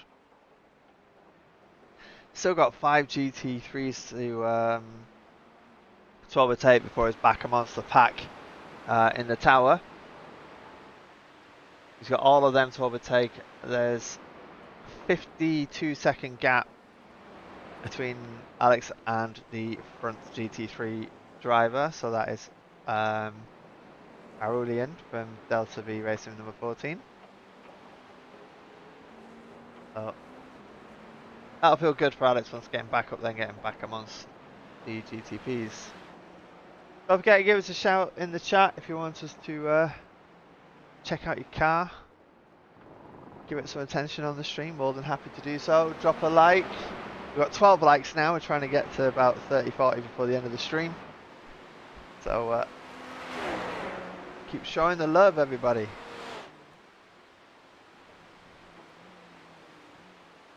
I'm gonna ride with Fusion for a few minutes. Let's get in the cockpit. We're gonna ride with Tom Gas for a little bit as he is just been lapped by Sean Campbell. We'll watch the taillights disappear of Sean. Yeah. So that timing, he's not sending it on that GT3, not gonna risk it. Ooh. Ooh. That's a negative Delta car and he's down in P5. We were leading a short while ago. Mm-hmm. But that whole, I mean, the top 5, it's only separated by 15 seconds right now. I mean, that's pretty close. I mean, considering the conditions that we have right now, 5 cars separated by 15 seconds is really not much. It's at any point you can put a tire off the track, you can spin out with these conditions, these crazy conditions.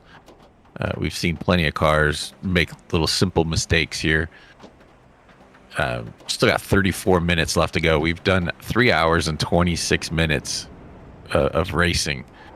Talking about just little mistakes. You see Tom just cooking it up a little bit too much into turn 12 there. That is like I said earlier, that is a tricky turn just in the dry. Nonetheless, I mean, in the dry, nonetheless in the wet. Especially not even be able to see your break points, see your references. Nothing. It's just brutal. No, exactly. And it's also that such a bravery in case of the track will now be getting continuously dry as they're moving the water off the line, etc. So when do you push it that little bit extra to gain that advantage on the other cars? If you jump it too soon, you lose it. Mm-hmm. continuous calculations now and looking at what they can get away with. Oh, this looks busy. Ooh. Oh, contact Oh, there. that was a little Oh contact. Yeah. no. That was Dimitri and Danny.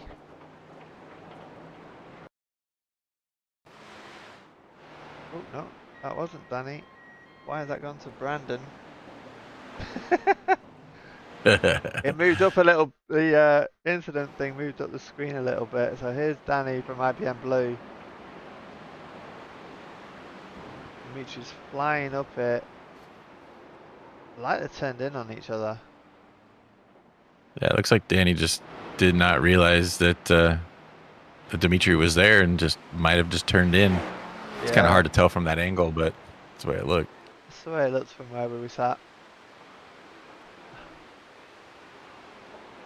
Whew, just over half an hour to go. Conditions changing. Unless there's a safety car again. Looking pretty decent here for Sean. It looks like GT3 Sports is the closest in terms of changing of leads. Because Fusion, Magicar have got a 30-second gap to Fusion. GT3 is a lot closer packed today. Oh, definitely. That Beamer of Anthony leading the sports class right now, the virtual drivers by Go Setup. But that Pax Oceani car is still closing the gap.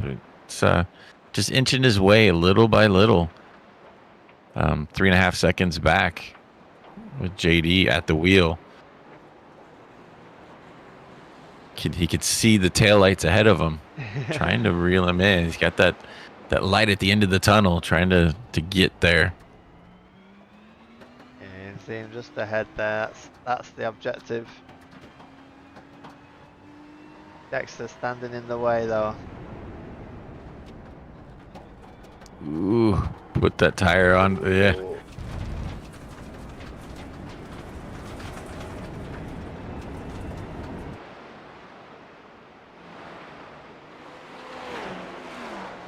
Flashing lights there.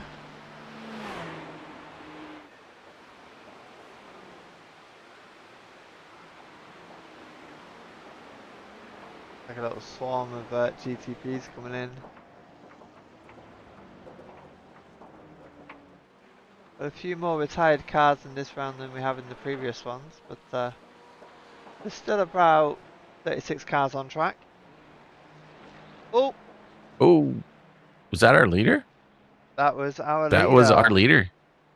GT3 Sports leader, Anthony, had an incident, and that's gifted JD Daniel from Pat Oceani the P1. Let's see if we can catch the replay.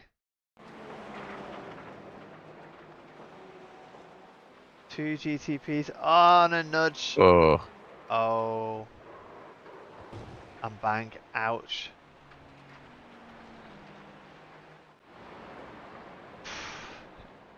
That could end up in the protest bin, and I think it was William Metz, the ABS Esports number 2, already been protested once for avoidable contact, and could well be facing a second one with that one. Who knows? It really depends on how it's felt by virtual drivers, but they've just lost the lead as a result of that incident, and that was avoidable. yeah, that was a tough deal there, and such a shame because they had a great race going, and here we are with less than 30 minutes to go with the lead, and just let it all fly by the wayside there. Yeah. It's the nature of racing, but yeah. Good news for Pax Oceani and the fan club that watching the stream. That was his co-driver in the chat earlier. Yep. John Javecki.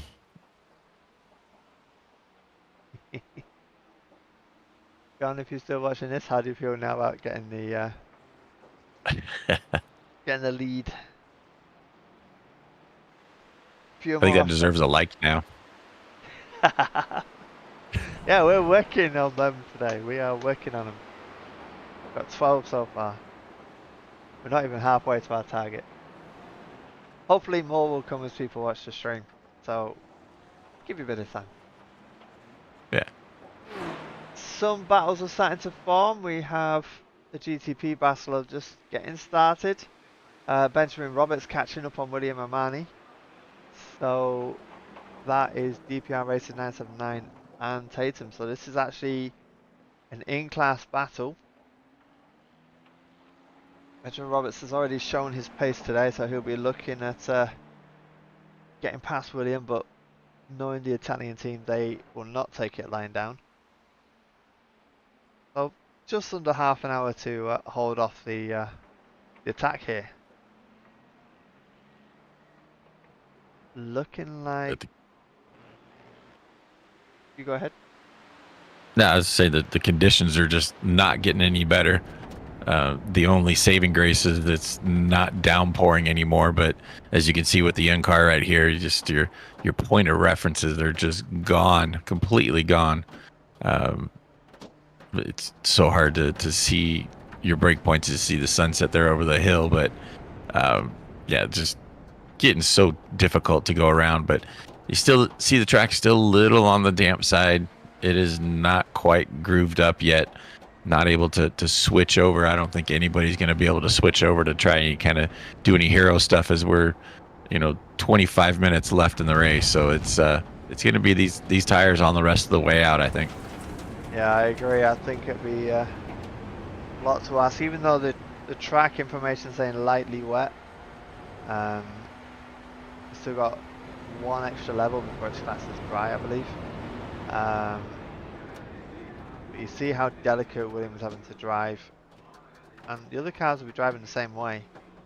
I was also looking to see if there's a bit of a dry line forming, but you can't really see one, can you? Mm-mm. I don't know if you remember the last race we did, Adam. We were talking about how the hands move when they're shifting on the controller or on the wheel, and if when they flash the lights, if the thumb hits the button, and it does not. I did test that for science. I did that for everybody, but no, it does not move. No, you never know. That might be a future thing. I mean, iRacing did do the whole legs on the pedals, didn't they? That you see the accelerator and the brake being used. Yeah, the feet. Mm-hmm. And then they did the shifting. So you never know. They might do a button press, but that would be interesting to see. Yeah, I noticed that wasn't the case as well when I was at the Sebring last week. I'm going to use my lights to say, coming through, excuse me. Mm. Did you do Sebring? I did not. I was stuck doing another RC car race. Sebring was good fun for us. We started P5, finished P4. Nice. So yeah, it was a good race. Lots of drama. As there always is. As there always is. We got hit Not from as much behind. drama as Bathurst, though. Oh, yeah. Bathurst is one of those tracks. We for won't me. talk about Bathurst. Nah. That was terrible. The rain in our split was horrendous. Wow. I can barely drive that thing, and I sat there with my teammates who've walked me through the corners. Nah. Still can't do Bathurst. Yeah, it's not my favorite that's track. A1. That's A1 track for me. I love Bathurst. Oh, really? But in the rain, no, not so much. Yeah, I can feel me getting better the more I do it, but a lot more effort has to go into that track compared to the other ones.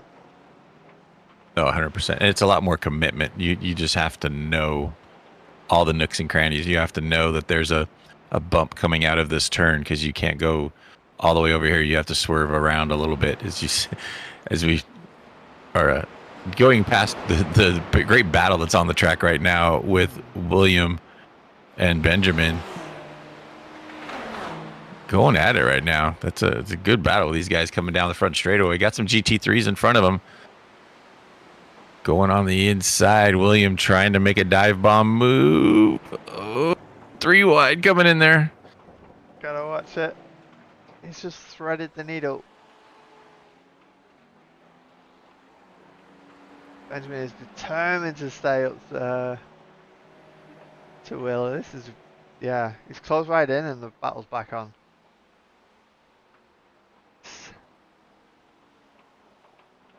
Question is how punchy is Benjamin feeling right now? He'll want to get the pass, but he'll want to keep it safe as well. Mm-hmm. Tatum needing those points to keep up the fight in the league.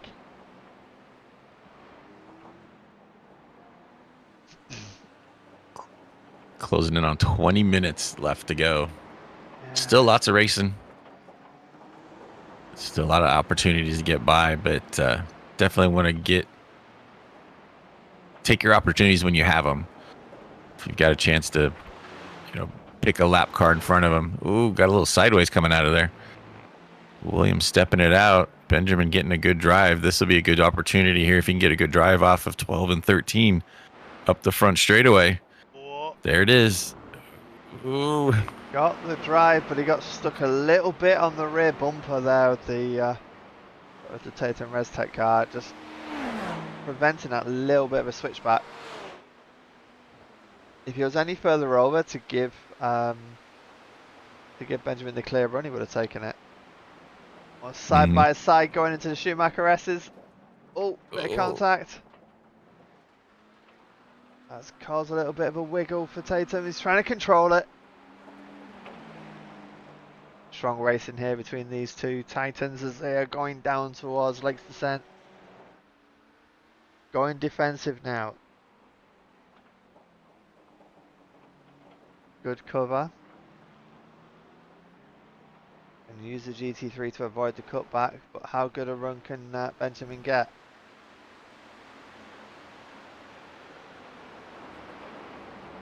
Switchback. Ooh. Twitching under braking quite a bit. Ooh. Yeah, showing the respect by giving a bit of racing room for him to keep in there. But definitely starting to see the lap times coming down though. Yeah, these guys are getting quicker. Benjamin's taken the position, but can William fight back? Like you say, he's a bit squiggly, so might be a challenge. Ooh. Another wiggle. Yeah. I just wonder if his tyres are cooked as a result of this. Or is it just...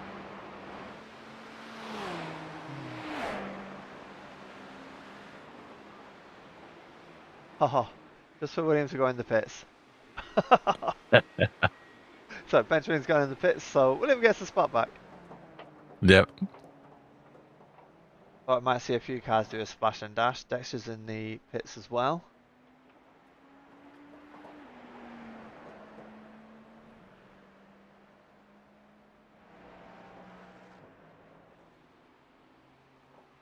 See how the strategies all play out.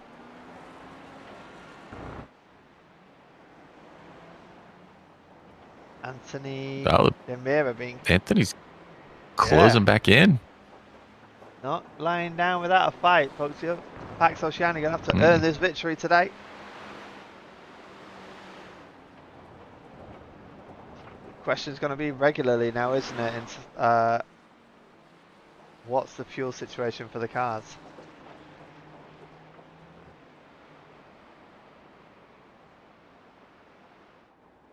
Oh! Ooh. There's one in the Magic Hour car. Let's go a bit quicker.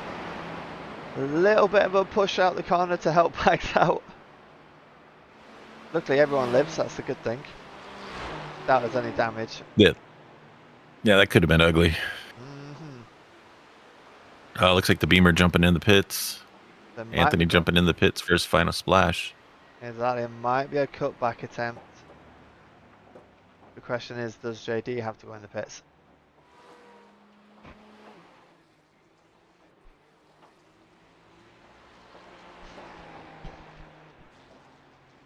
But then the extra laps that JD does on the light fuel means less time in pits refueling as well, so it does work a little bit in JD's favour, this situation, as well as the fact that the traffic gods are looking good on him right now because there's only 2 cars close to him. He's not being hindered. Us being on light fuel, it could lead to quicker lap times rather than getting fueled up now. Does play to JD's advantage right now. I'm sure their team is doing all the calculations to get JD home. It's like the Delta V's going to have a little battle here in the GT3 driver class. They are running together on track now. Yep. At what point will the team say, fight it out for the victory? Yep. Papaya rules. Yeah, definitely.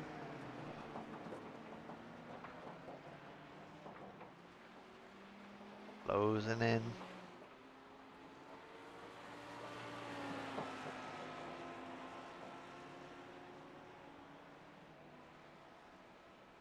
Ugh.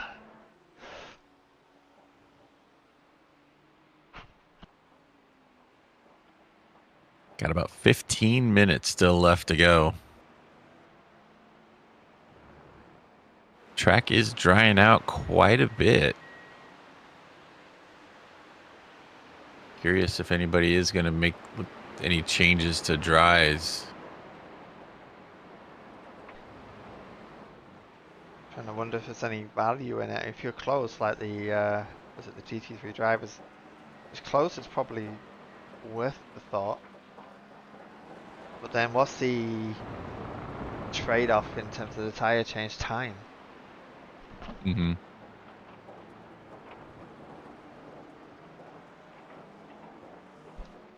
There's a point when I say it's just not worth it. Yeah. For the extra, I mean, you could be in there for an extra 20 seconds, which won't be the difference in the track conditions right now. Yeah, with the point it is now for fuel, yeah, no, it's absolutely, you're correct.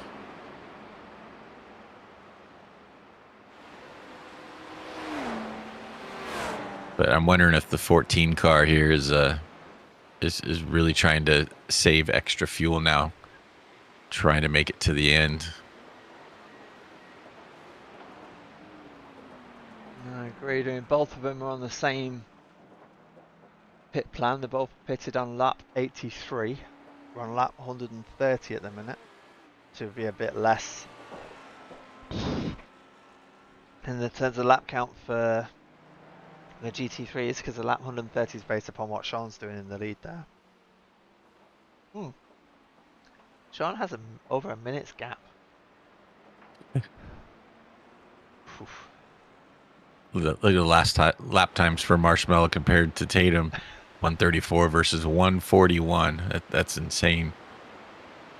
Yeah.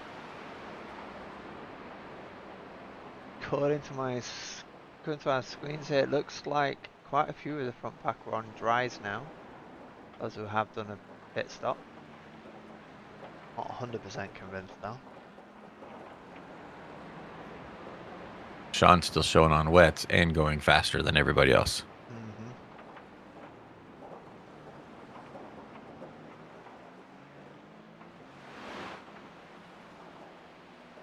We got Raphael doing only, there's a 1 second difference and they're coming up as dries. Spray coming off the cars is certainly less. Yeah.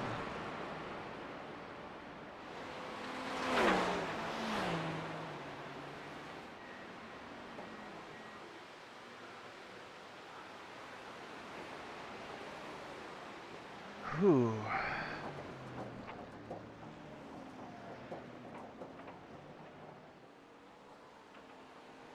Yeah, Sean definitely managing the race well since he's got in the car.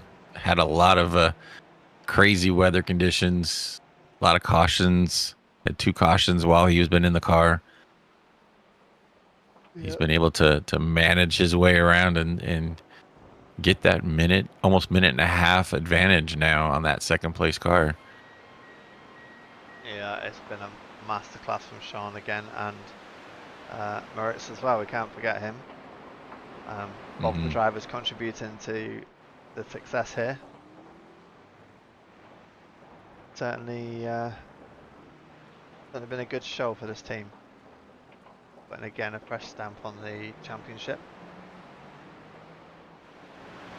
Need to get some of the other teams back and get some healthy competition going for Sean and the Marshmallow Racing team, just to keep them on their toes. Just looking at the protests against ABS Esports number 2 for that incident we saw earlier. It's been classed as no further action. I'm not sure. I think with the... Was that the same one? No, it's IBN Blue, wasn't it? Yeah. So, yeah, what's happening there? Sean Campbell deciding to come in. So 11 minutes on the clock. Obviously needing a bit of a splash and dash. Has the time to do that for sure. Yeah, with that minute and a half gap back to Tatum, he's got plenty of room, and more than likely going to see him jump down into the dries, I'm guessing. Going to the slick tires possibly. Yep, it just changed on us, so Yeah. he is now on the same tires as everybody else. Oh, Ooh. bit of a squiggle there. Andrea from Tatum Rest Tech 96 coming through. Rafael just we wanted to bring the car home. Got a 49-second gap to Fusion. Seems to be growing as well, so yeah. Solid job today from the Magic Arrow guys. Absolutely. Looks like virtual drivers by Ghost Setup had a little issues because they were right behind Pax Oceani, and now they're 18 seconds back again. Ooh. So they must have had an off track or pit stop possibly. It was them that were doing the Right. they had a splash and dash, wasn't it? Yeah, possibly. And it's Pax just Oceani's not still worked out in out. front though. Yep. And I'm wondering if Okay. I'm really thinking he's going to go the rest of the way, because I think the 14 of the Delta V Racing 14 is trying to fuel save too, and see he's catching him now. And they Yeah. pit 2 laps ahead of JD. They pit lap 83, where JD pit on lap 85.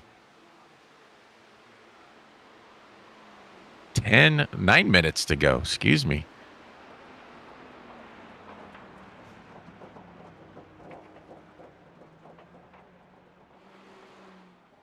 We have survived 3 hours and 51 minutes and still have 9 minutes left to go.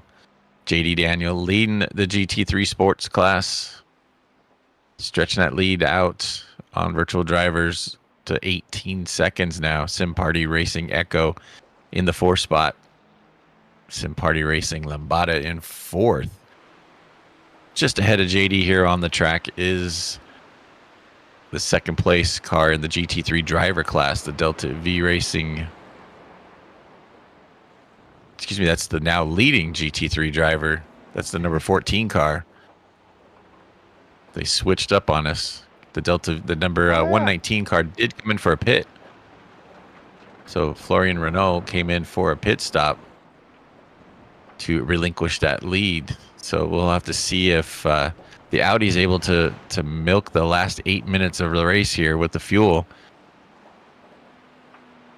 That's certainly going to be an Couple guys. interesting one to watch, isn't it? Yeah. you can see their lap times compared to like Impact SimSport Blue in the third spot. They were the 140s, where everybody else is in the 144s, 145s.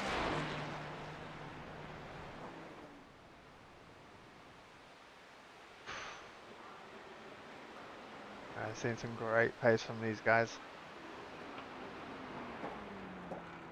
I don't know which one made me more tired in the commentary booth, whether it was this one or Monza. So I think much it's the happening. timing of this one. This one's probably. Yeah, I think that's the factor. I think you're right there. You still have a race to do in real life later today. Yeah. Yeah, I'm. That's gonna be fun. Ooh, looking on the inside there, JD. Looking to make a move here, possibly. He definitely has a little bit more pace than Arlen.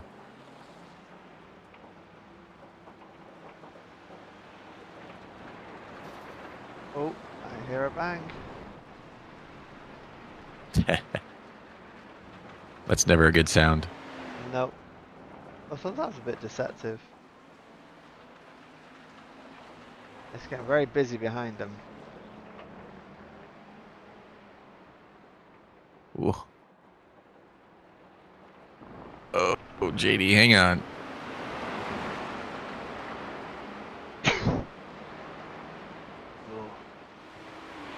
I was just about to say it could be a good opportunity for JD to sneak by, but he got caught off a little weird by those prototypes and drove him off the track. So now he's lost quite a bit of ground to the 14 car. Not a battle for position, Definitely a but just battle for overall bragging rights. standings. Yep. Yeah.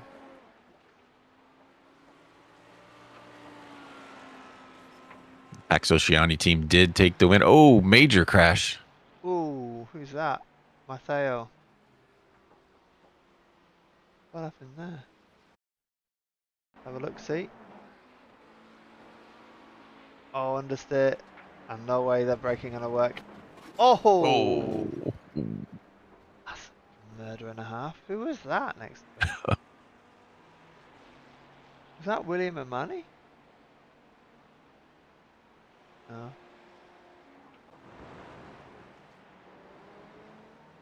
That was chaotic to say the Yeah, least. it was William. That had to have been William. Yep. Yep, it was. Wow. Oh.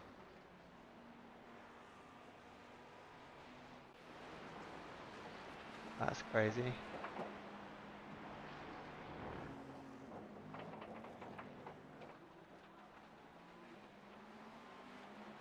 And that's actually affected the standings in the race because Tatum Race Tech 696 was in a podium position Mm-hmm. and now it's been handed back. It's been handed to Team Red X. Good job from them. They've been just hanging out. Just, they haven't been like. I mean, Sean, the Marshmallow Racing's been just out in front and just driving, but Team Red X has just been there the entire time. Top 5, top 6 most of the race, and right when it counts, they're right there. Right there, making it happen. So good on them. Hopefully going to sneak a podium. We've got just 4 minutes to go. I just noticed as well, when did that happen? Fusion have taken the lead on the GTP drivers. Is that by pit stop? I think, yeah, must have been. There's a 56-second gap, so unless Fusion need to pit, it's looking promising for those guys.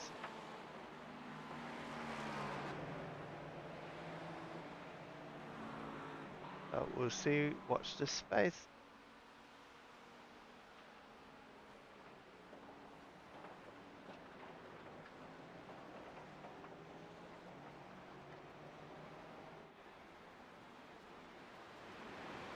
Just letting the race move forward. We're just on board with Sean at the minute. Keeping an eye out for any battles that could ensue, but right now, looking peaceful. I say that with the commentator's curse. Because just when we thought it was peaceful a minute ago, we had 2 cars go flying in the air. Yeah. Just goes to show how quickly things can change. Whoa. Oh, bit of contact there. That Acura's got some damage to it. Yep. Struggling. Was that Mark Johnson? Yeah. It is crabbing bad. Oh. Whoa. At least he made it in the pits. That's good. Okay. Pretty hard to predict what's going on in the GT3 drivers at the minute. That's the only one I can't really fully predict. I'm trying to get at some of the others.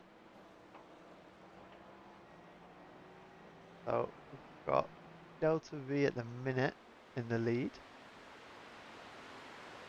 Be very unfortunate with a minute to go if any of these guys have to splash and dash. Yeah. Negative Delta by SimGear looks in P2 a 47 second gap.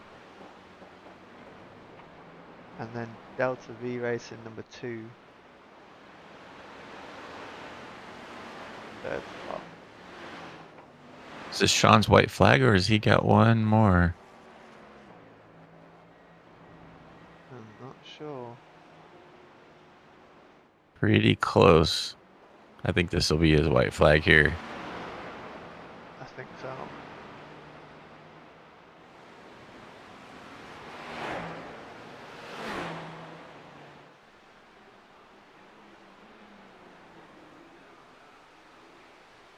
Race control is waving the white flag by the looks of it. Yep. One more lap to go. Need everyone to keep it on track and keep it neat. There's the 14 car coming out of the pits. Delta V did do a splash and go there at the end. Yeah, the interval's held though, which is good.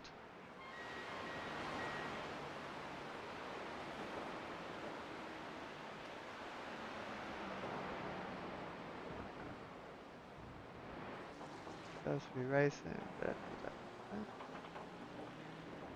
Just checking all the standard. We are riding on board with Sean on the white flag lap. This is his final lap of the race. Anyone he overtakes now will obviously end their race as well. The only real battle at the minute is just GTP trying to work his way up the GT3 field. Well, massively spread out. Sean's been fantastic today. So is Moritz. It's been another marshmallow extravaganza, hasn't it? No, absolutely. That's a masterful drive from these guys today. Here he comes, taking the checkered flags. Sorry. No, you're good. He did it. You say that who's your team of the day? It's hard not to give it to Marshmallow. They just, like you said, masterful class from top to bottom. Both drivers did an amazing job. The lap times that they both were producing were phenomenal. But I mean, it all out. It was a great race. Everywhere up and down. There was some chaos, but it definitely added character to the race, having that rain element for most of the race. Absolutely, I'm with you on that. Marshmallow did a fantastic job. Also, a big shout out, I think, to Magic Arrow, who've been, you know, dancing with the idea of being on the front pack for quite some time, but finishing P2 behind this team. Fusion 2-1-1. Tommy bringing in the checkered flag. That's 2 victories in 2 races for this team. So really, really good work there by the Fusion 2-1-1 team. Eddie Daniel about to Speaking cross of 2 the in a line. row. Sorry? Speaking of 2 in a row, Pax Yeah. Oceani taking the 2nd win in a row overall for GT3. Exactly, a great show there from Pat Oceani. Might find themselves in the GT3 driver in the next series, you never know. Absolutely brilliant drive there from JD Daniel and the Pat Oceani team Alpha as a whole. And congratulations to Delta V Racing number 14 for bringing in the victory for GT3 driver. So well-deserved victories. It's been a really, really tough battle, but super enjoyable at the same time. See some donuts. Yeah, you can always rely on Tommy to throw some donuts. He's lost his wing. That's okay. He can lose it now. And now's a good time to lose it. Hey, joined by negative Delta. We love it. So, yeah, Marislav will be really enjoying that 2nd place. Question is, are they going to hit each other? Let's find. Let's see. But this has been a terrific race. Nothing short of the drama. I think what's been really impressive. It was a super impressive race. I mean, you should be allowed to do donuts just for completing the 4 hours of this race. Celebrate that race. It was definitely a challenge the entire way. Absolutely, I agree. I'm just looking. There is a late protest coming for Delta V Racing number 2 for avoidable contact. That's being reviewed right now. Oh, goodbye, engine. That's Yeah, well done, Tommy. Well done, Marislav, for destroying your cars. Oh wow, that has been something, hasn't it? we have survived 4 hours on the mics. Yeah. And that's how the standings look at the end of this race. Everyone all mixed in. Let's drop to class here. So this is only provisional results, obviously, protests and things like that. Just having a quick gander because a penalty's been applied to Delta V. So, oof. That's these guys, isn't it? 10-second penalty has been applied. That doesn't impact them because impacts were at a minute 19 before. Excuse the pun.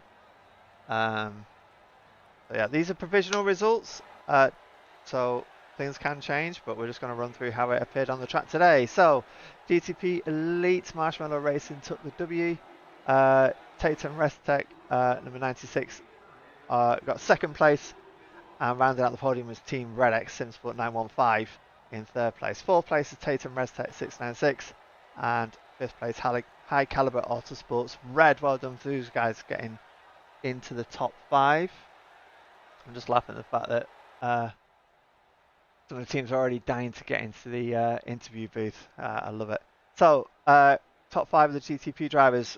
P1, Fusion 2-1-1, taking the victory again. Good strong performance there. 2nd place, Magic Arrow. Great job by those guys climbing up the rankings there. Becoming formidable opponents. Rounding out the podium, Not in Vain Racing Orange 2 in P3, 8 laps off the winner. P4 was Aerokinetics and P5 was Impact Sim Sport White. GT3s. GT3 class in the driver class, Delta V Racing number 14 by Key Shop, doing a great job. Coming home in the win, winning by almost 30 seconds over Negative Delta by Sim Gear. Finishing in the third spot, rounding out your podium was the Delta V Racing at number 2. And then about a minute and 10, minute 20 behind them is Impact Sim Sport Blue in the 4th spot. And rounding out the 5th spot in the GT3 driver class was Send It Racing. Then we'll jump over into GT3 sports class and taking it 2 races in a row and taking the overall in GT3 2 races in a row. Pax Oceani team taking the win, winning by just over 12 seconds over the virtual drivers by Go Setup. Finishing in the 3rd spot, Sim Party Racing Echo. In the 4th spot, Sim Party Racing Lambada. 2 laps down to your leaders, and then rounding out your top 5, Fusion, Too Fast, Too Furious. So great race from these guys. Everybody just managing the conditions, managing everything. Just a fantastic race all around. That was brilliant. Let's bring in some of the some people into the booth for a quick interview. We've got in here the GTP driver winners, Fusion 211. Let's bring them in now. So here they are. Hello, Tommy. Hello, Ed. And hello, Garen. Hello. Hello. Boys, 2 wins out of 2. How is that feeling after that mad battle against Magic Arrow? Well, I did the first 30 minutes and gave it to the other guys, so I had nothing to do with it. I started 10th, got out of the car in 17th and a lap behind the lead. So, yeah, that was my contribution. Thank you, everybody. And, yeah, you can talk to the other 2.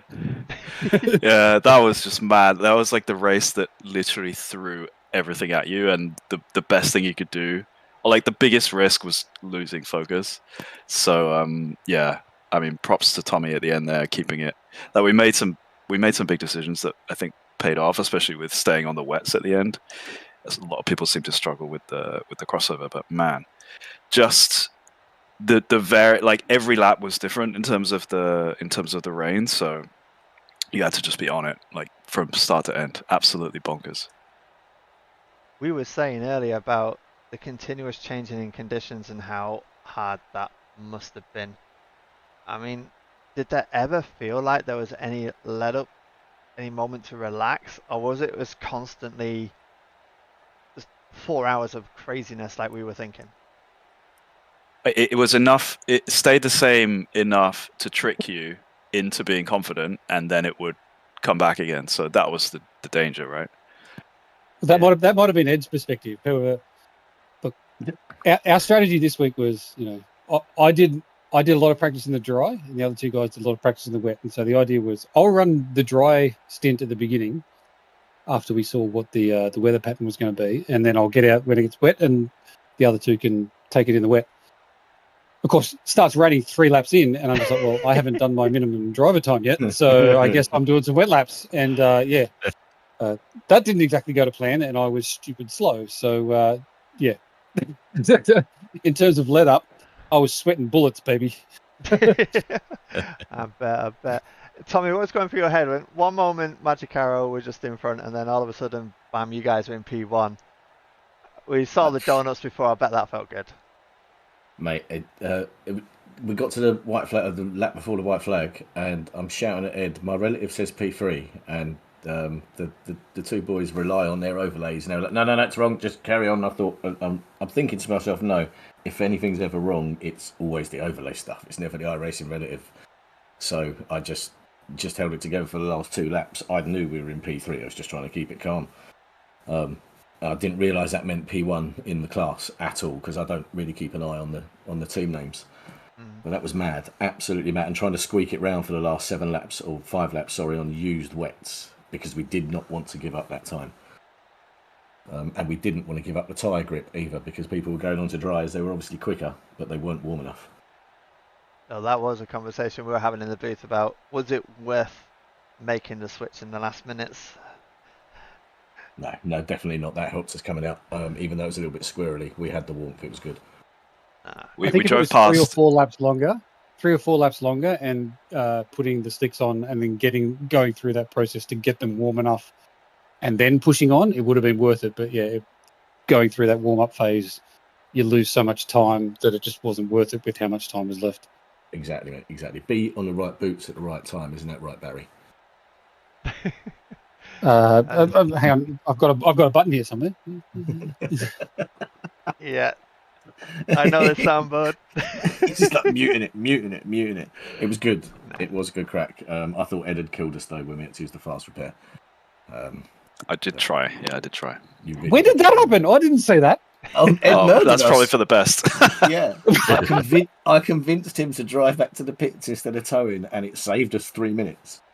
For people that are wondering, how did you not know? I had a PC crash at some point, so they just didn't tell me when I came back. Thanks, boys. Yeah. Oh yeah, we were dead. Less stress for you, I guess. Less stress. Mike, have you got any questions for the guys? No, it was a great run from you guys. Garen, thankfully it did not crash during your stint, where it would have been even worse for you. Oh, absolutely. And I was so slow, and I kept every 3 laps I'd be like, "Guys, I'm so sorry, I'm so slow." And then I remember saying to Ed, it was less than 20 minutes in the race. Is that the leader behind me? Yeah. I'm like, "God, you're down already. Like, are you serious?" Blame it on your computer, Garen. Blame it on your computer. Yeah, it was lag. It must have been lag, Gary. It was not lag. That was just me having not done enough wet practice, and I didn't have the confidence. And so, yeah, I mean, look, I kept it on the road mostly. Certainly never faced the wrong way, but yeah, I was not quick. So yeah, I had nothing to do with the pace of our car, and certainly nothing to do with where we finished. So yeah, can't thank the others enough. Oh, brilliant. Well, congratulations, guys. Soak up the victory. And, well, especially for Tommy and Ed, I mean, driving through the night, it's time for sleep, right? Yeah, it's definitely. I'd like to give a special shout out to the other team member, Gary Thomas, who slept through all of this and really enjoyed his Saturday morning. Well done, pal. 100% effort. Thank you. Love you, mate.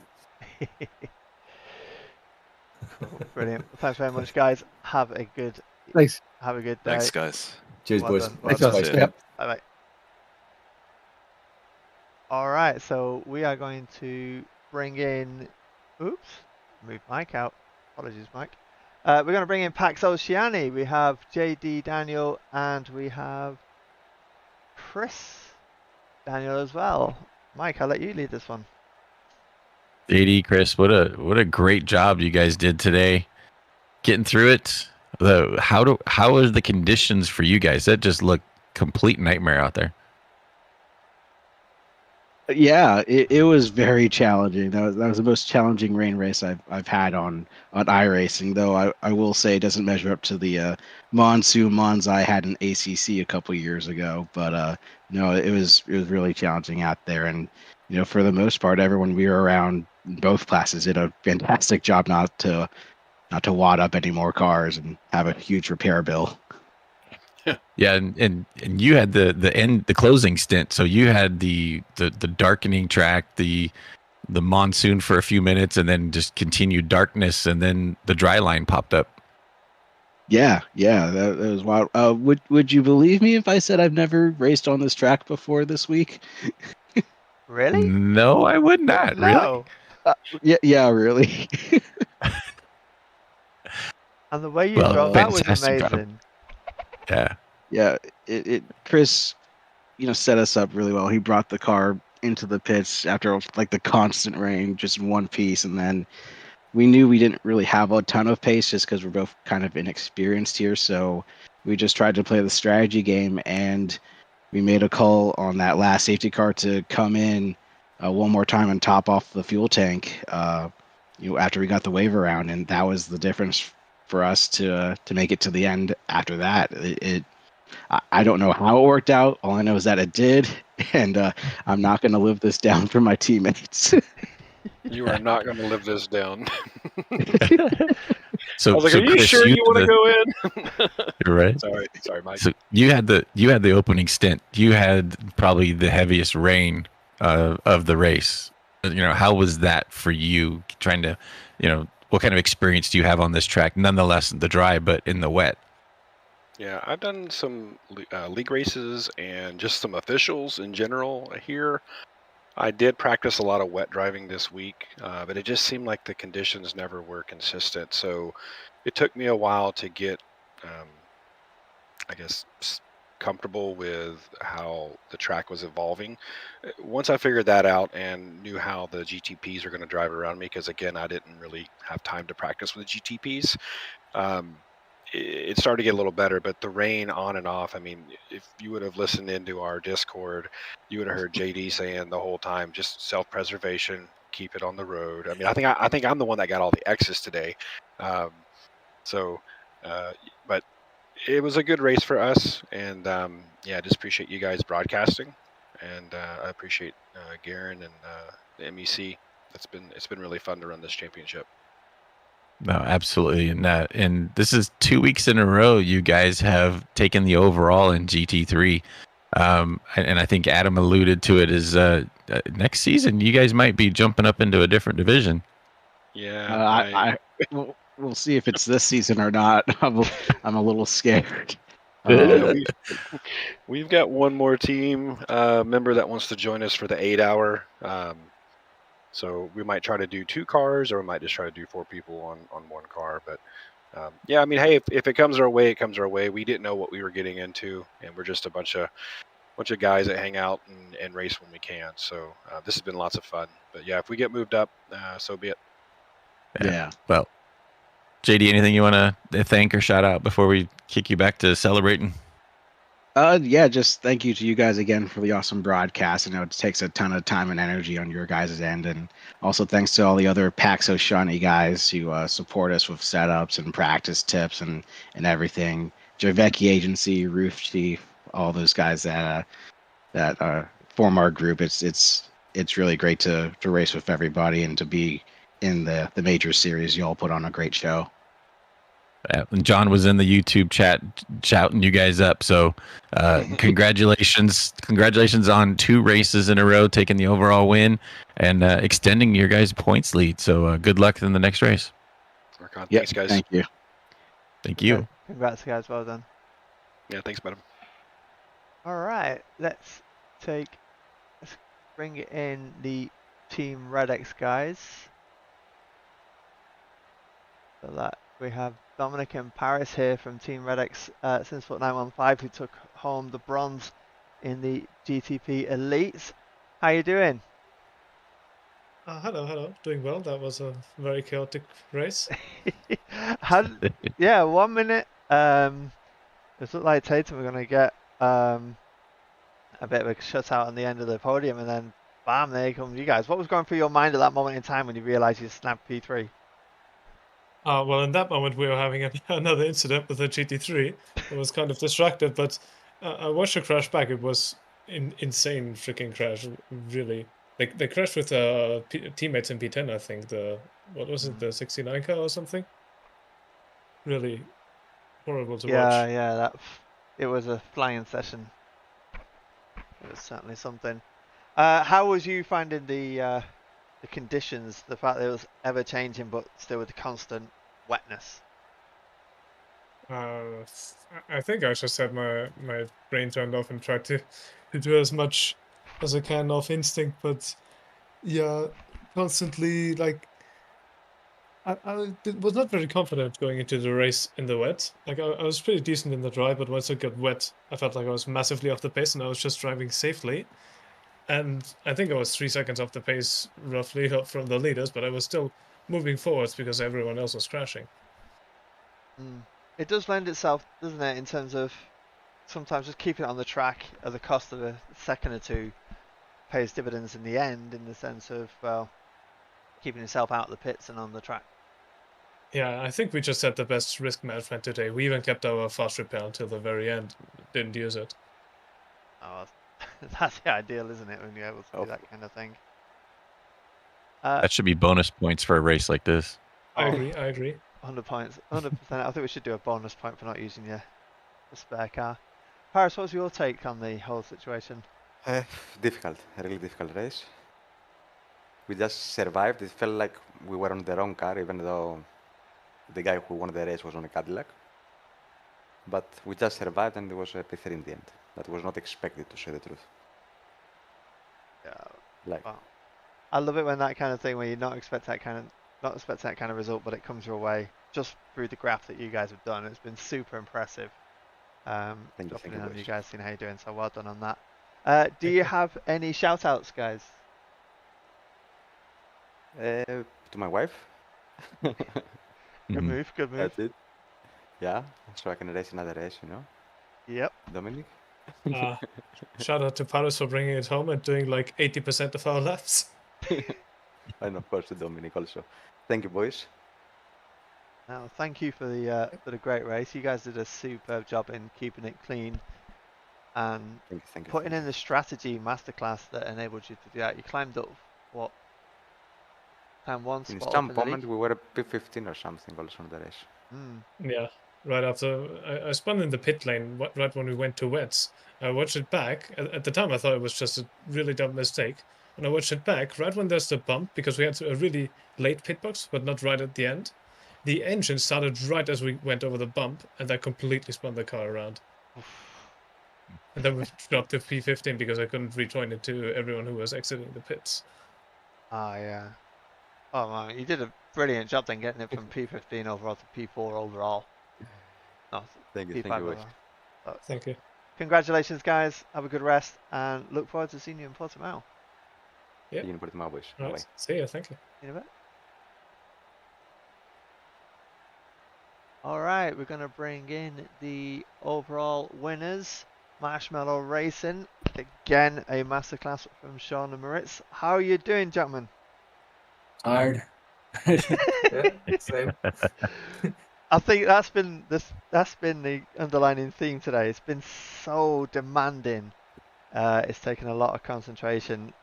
I mean, you finished it with, what was it, a minute 55-second gap from P2. Tell us from your eyes the progress of the race, and obviously you had your ups and downs as well.